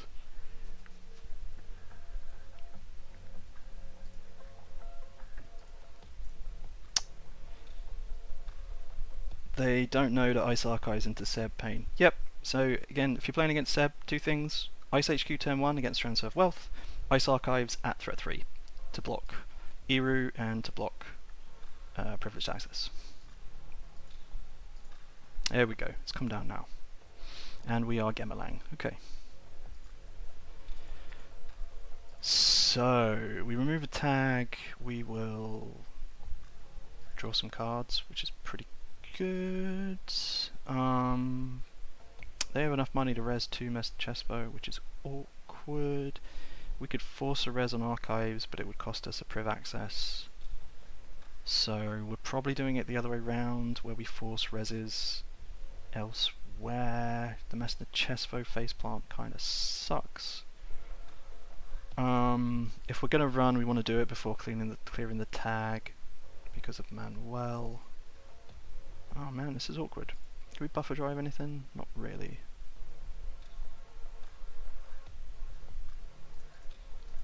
Huh, this is awkward.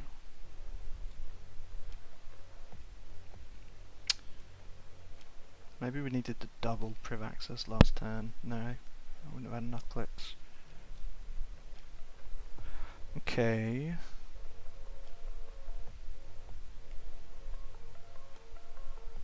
I don't even know what we're looking for. I think we just have to force reses. Oh, this is gonna suck. Any face check here is terrible for us. Oh! Okay, that is easily best case scenario.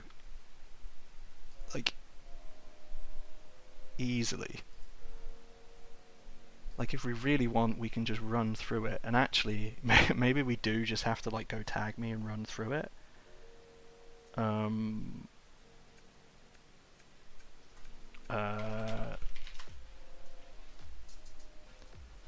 Like,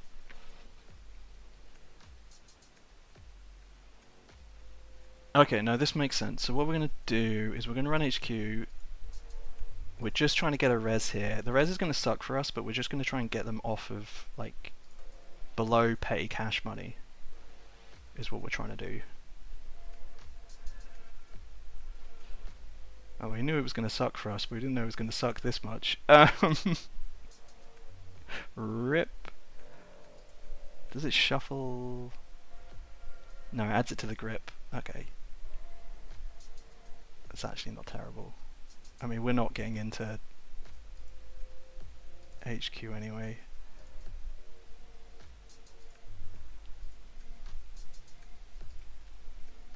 Okay, so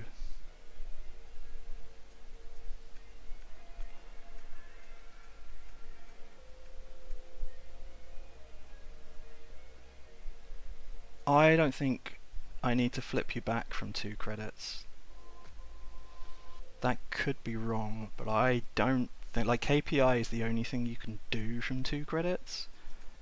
So I think that I have to take a risk here and just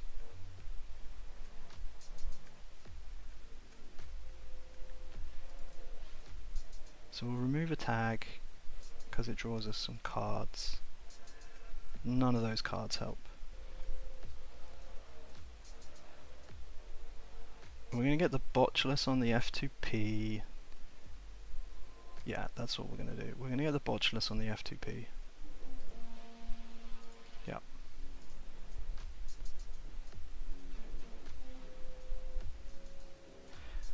Where is our Banhar?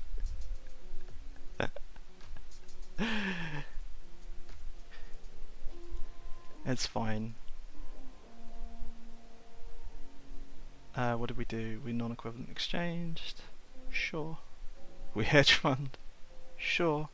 Okay, the good news is that we can get some sweet HQ accesses. We can transfer of wealth as well. And then we're really going tag me. I think we're just going tag me at this point. Is that too soon? We are getting our HQ access. We are getting our HQ access. Okay, I don't think we're going to tag me this turn. I think we're going to tag me next turn.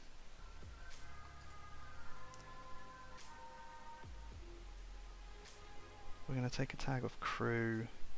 We're going to clear 2 tags. Yeah, I think we're going tag me next turn. I think that's what's happening. Probably should have cleared before running. Given that we're taking a tag of crew. Definitely should have cleared before running because we might have drawn something that we could install with the crew.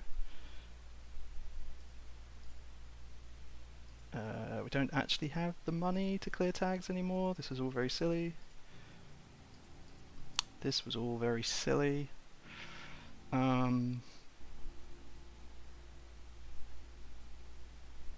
We are just going to win off R&D. That's what we're going to do.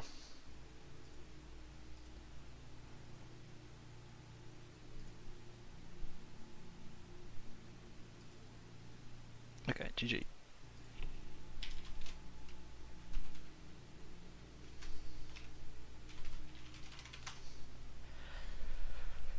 Okay, new plan, find Valentina. Valentina's so good.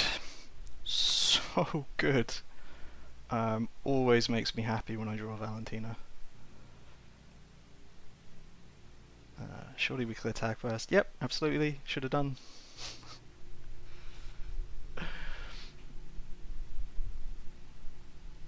Alright.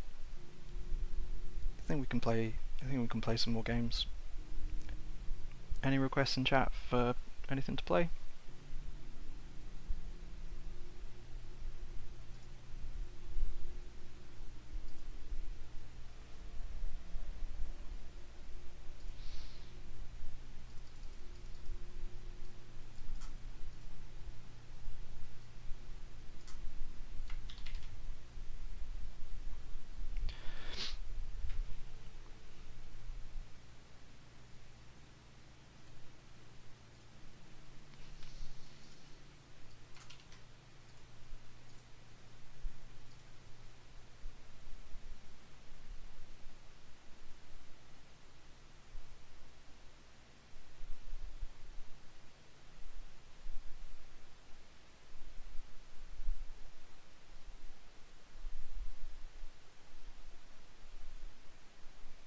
Got an ob list. No, I don't have an ob list.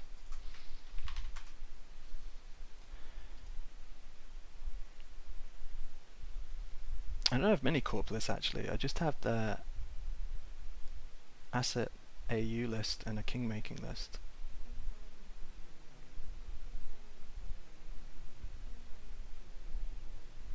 And a poetry list, but I think poetry just loses.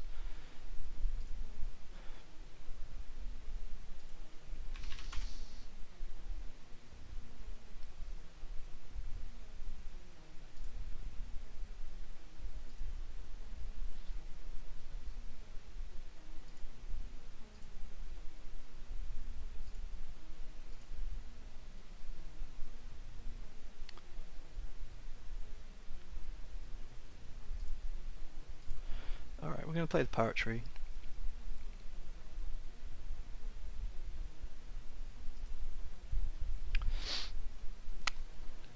So we're up against Topan. We've not played against Topan before.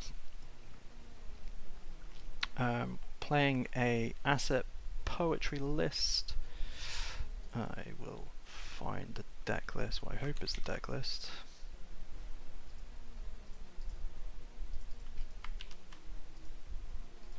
Looks something like that.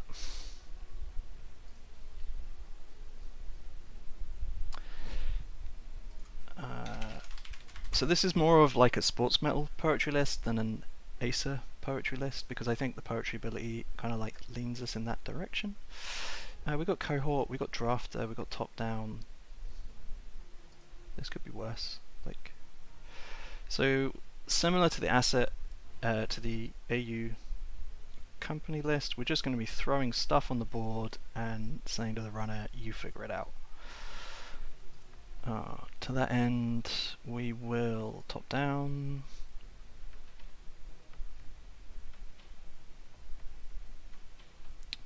We need to get this cohort down behind a drafter. And we'll get a trank down also behind drafter, question mark.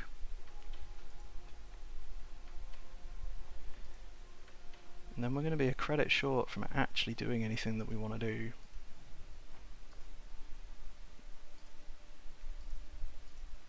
Ho hum.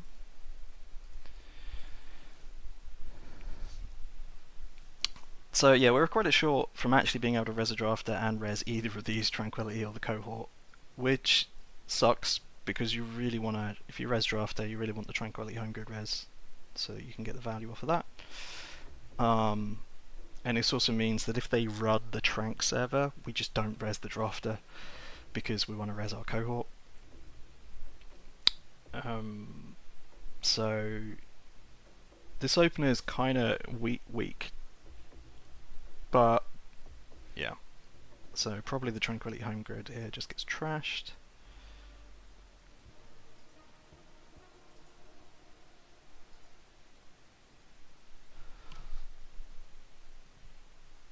Yep.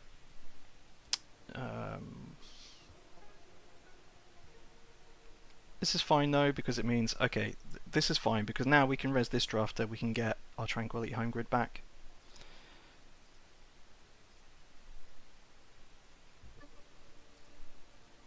So we pick up our top down and we throw the Trank grid back into server 2.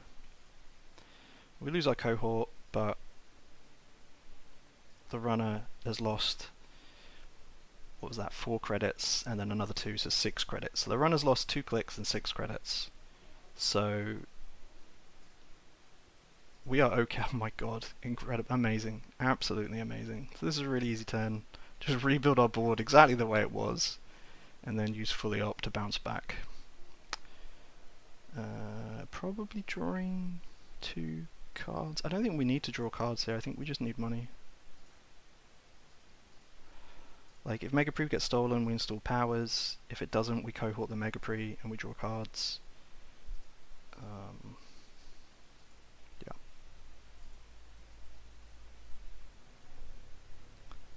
CPI winner gaming, to be honest.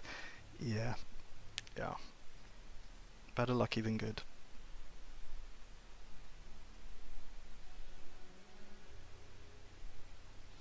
More egg. Hey Buckethead Ben, how's it going? I saw you did well with AUCO, the tournament yesterday.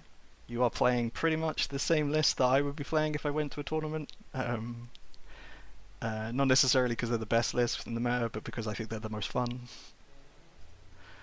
Okay. I do also think they're very good.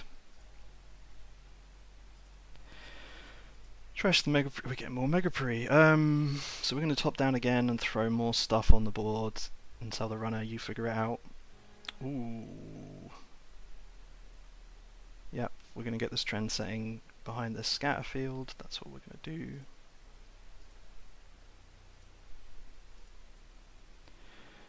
We're going to get this powers on the board, and we're going to draw a card.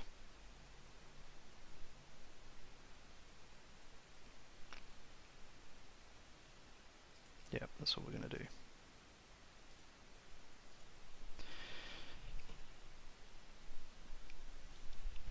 So we're really poor here, so it looks like we've overextended, but the runner is really poor as well, so I don't see that we're going to get punished for doing that. Probably we're going to get this aggressive scored. It's worth going broke to get an aggressive scored. It just, like, you'll have to spend a few turns recovering, but it will open up a lot of plays in the mid game and the late game. A lot of the times, if you're running against, like, if an aggressive trend setting is scored and you're running against it, if the corp doesn't have any money, you can just give them the click, because again, similar to Nebula, they're probably just going to use that click to gain a credit, and that's like absolutely fine. So just like, if you're running against it, just be aware of what the corp credit pool is, and use that to make a smart decision about whether you spend the click or not.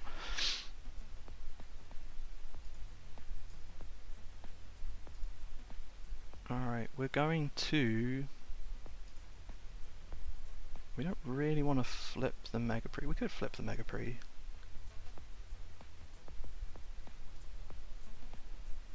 Yeah, we're going to flip the Mega Pre because they don't want to steal the Mega Pre anyway. we're going to score this, and then we're going to play a fully op. Maybe play the fully op first to give us more options, or we install. No, we just install another cohort, don't we?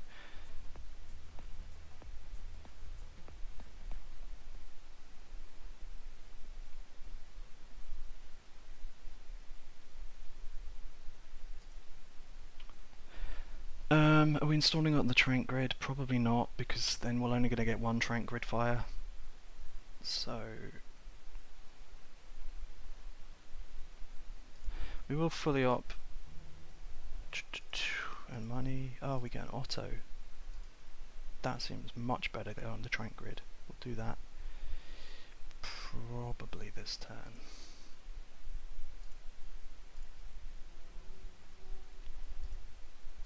Oh, and we get our poetry trigger as well that I completely forgot about. Should have done that before the fully op, maybe. So let's see what poetry gets us. Great, we'll stick the spin on the trank grid. That seems great.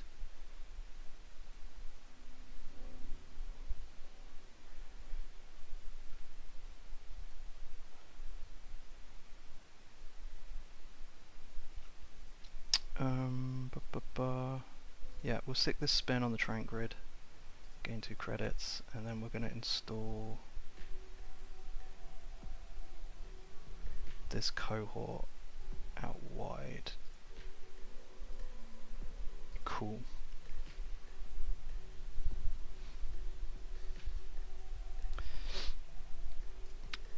So the trank is kind of weird because you really only want to put things on the trank that are only going to be there temporarily. So like you can't really put wage workers or cohort on it, but you can put auto on it, you can put spin doctor on it, you can put agendas on it, you can put moonpool on it. Yeah, we just let this in and hope that you don't hit the auto. It's fine.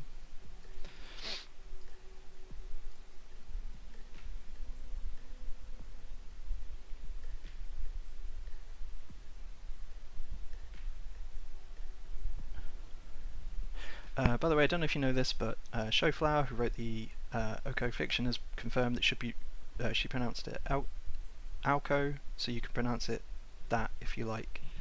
But isn't it like isn't it the gold? Like, isn't it the symbol for gold? Again, I'm not a chemist, so I don't know if that's pronounced AU or AU. But it is good to know that it's good to have a pronunciation for it, because like I've been tripping over myself with both that and PT Untawan. That just sounds PT just sounds too much like PD. But Alco is kind of good. That rolls off the tongue a lot nicer than AUCO.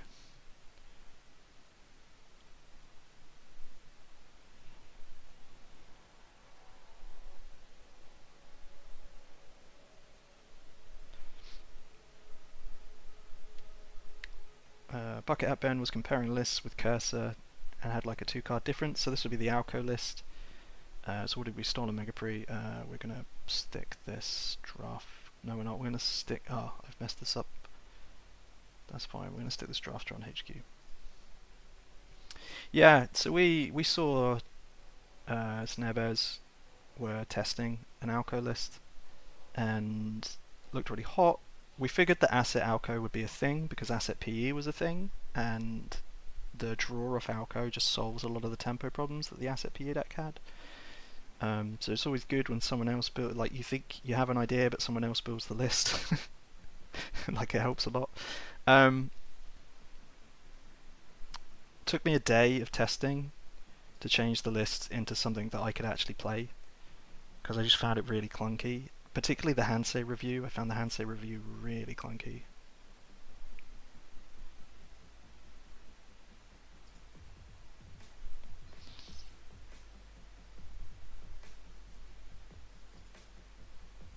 I think we res, and then we're going to shuffle back. Oh, we can't actually trash anything here. Okay, so we won't shuffle back. We'll shuffle back next turn. But yeah, now a Mega Pre's been stolen, this Mega Pre in the bin is actually worth something to us, so we can shuffle that back. Because our scoring plan from here is to just score 2-pointers. Oh, I've got the deck list covering up the board state. That's bad. Right, so let's get rid of some of these cards we don't want. We don't want that. Kind of want all these cards. We don't want this bifurcation, because like I just said, we're going to try and score 2 pointers.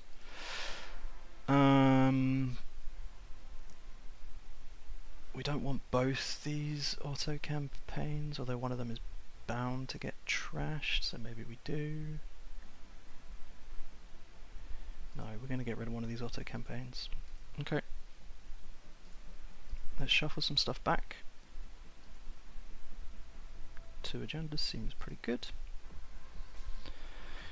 And then let's just vomit things on the board. Starting with the wage.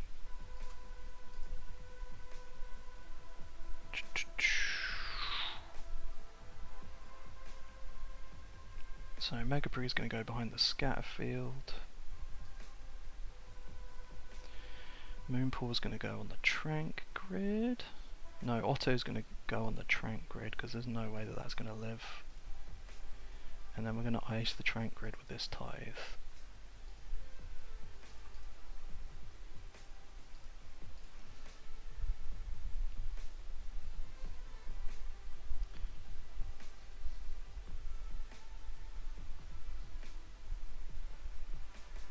We left the Megapre on top, didn't we? We did. I didn't read the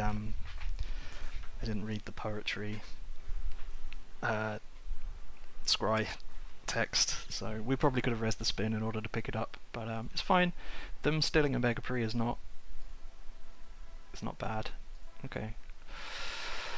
So we just res the auto.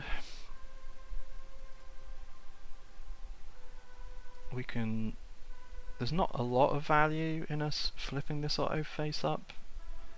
There's like 1 credit of value, but we don't really have anything in hand that we want to trash either. But maybe we'll draw something. So I think we can trash this bifurcation. And I think we can trash this trend setting as well? Question mark.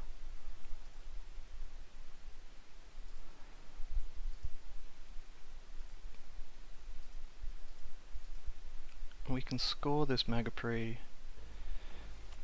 and we can poetry in a Spin Doctor. So there's an Offworld and a Megapre on top. This is important. I don't want any of those cards. I think I just want the Skunk and the Project in the Scatterfield remote, which is like Watts over 3.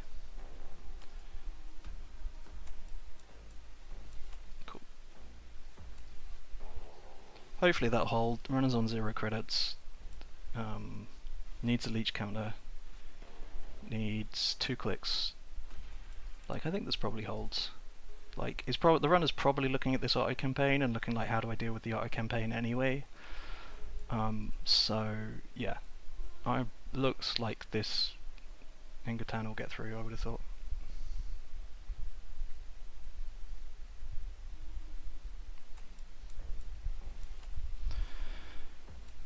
Okay, we are alarm clocking. Don't really care. We could res, like there's no harm in, what is this, 3, 5, 8. Okay, we can't res. It's fine, we don't need to res. Cable Carnage is testing like 5 different variations of Oko assets. It's a fun deck. And I imagine part of it is finding, you have a lot of options for what kind of threats you want to put on the board, what kind of responses you want to put in the deck for when the runner goes too aggressive, what kind of responses you want to put in the deck for when the runner plays too passive. So like, I think you can fit a deck to match your preferred playstyle.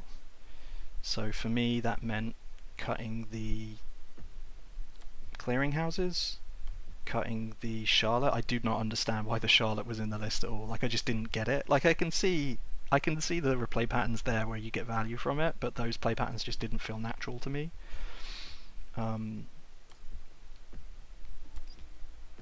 Okay, so we didn't make any run. We just set up. That's fine. So we.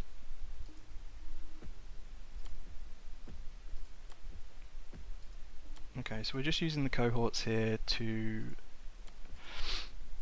turn stuff face up.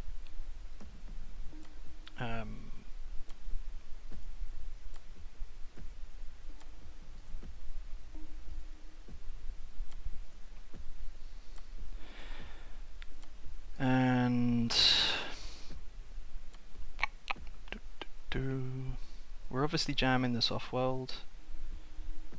We have an extra click.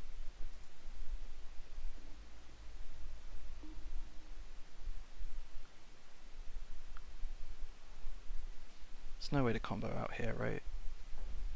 Can we ever score 2 in a turn? So this deck started off as a top-down solutions BAU, I'm going to score 2 agendas in one turn, it's going to be hilarious list.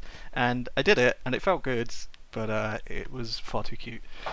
But yeah, I think with wage workers and nano management, and top-down solutions, like, I think there are, and Moonpool, like, I think there are ways of scoring 2 agendas in one turn.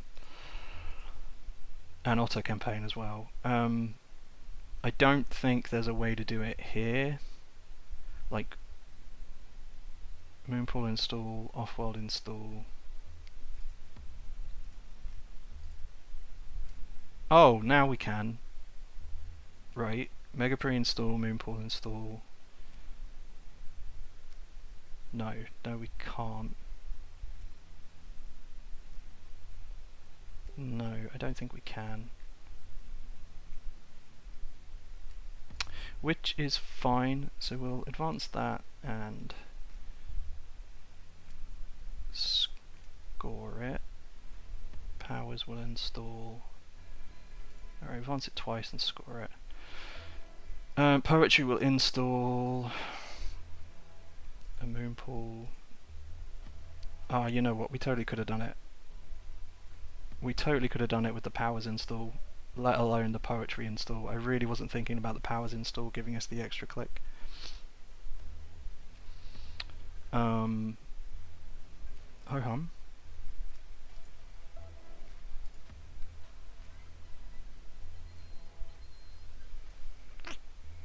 And then probably we just put like another Moonpool on the table. We don't need to put another Moonpool on the table, it's fine. Probably just put this tithe on R&D, but I don't think it really matters. Yeah, I do think we missed yeah, we did miss scoring 2 agendas in one turn there, I think.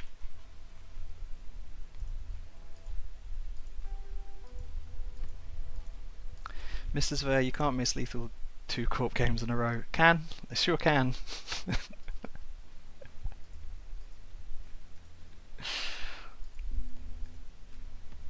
Turns out splitting your attention is hard.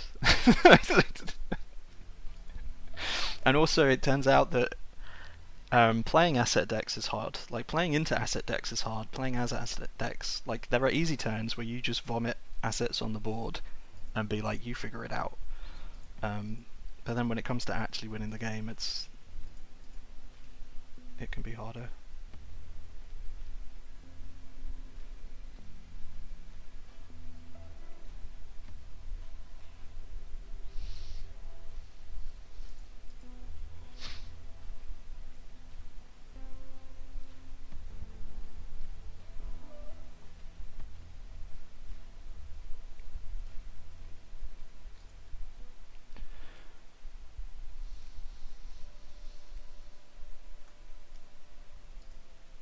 Okay, so we just win in any number of ways here.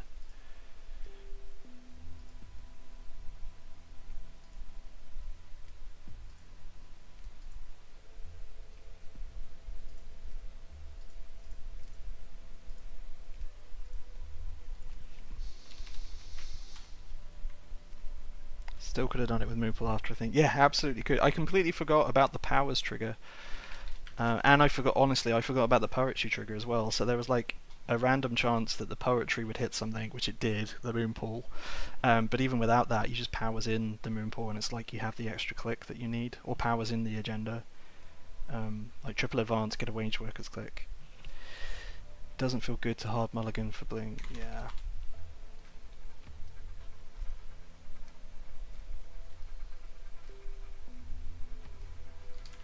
Oh, gone. Yeah.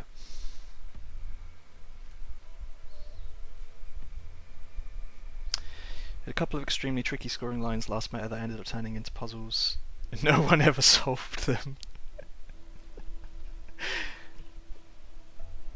Yeah, it was always fun watching you on stream at Worlds and like trying to solve that puzzle in chat, and it's hard enough to solve it in chat when you're not even playing the game.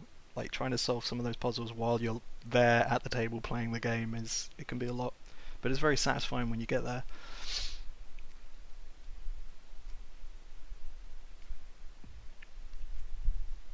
Okay, I think that's probably going to be it. Thank you all for hanging out. It's been a lot of fun. I hope you're all enjoying the new meta. We'll see how things develop. Right now, seems kind of fun.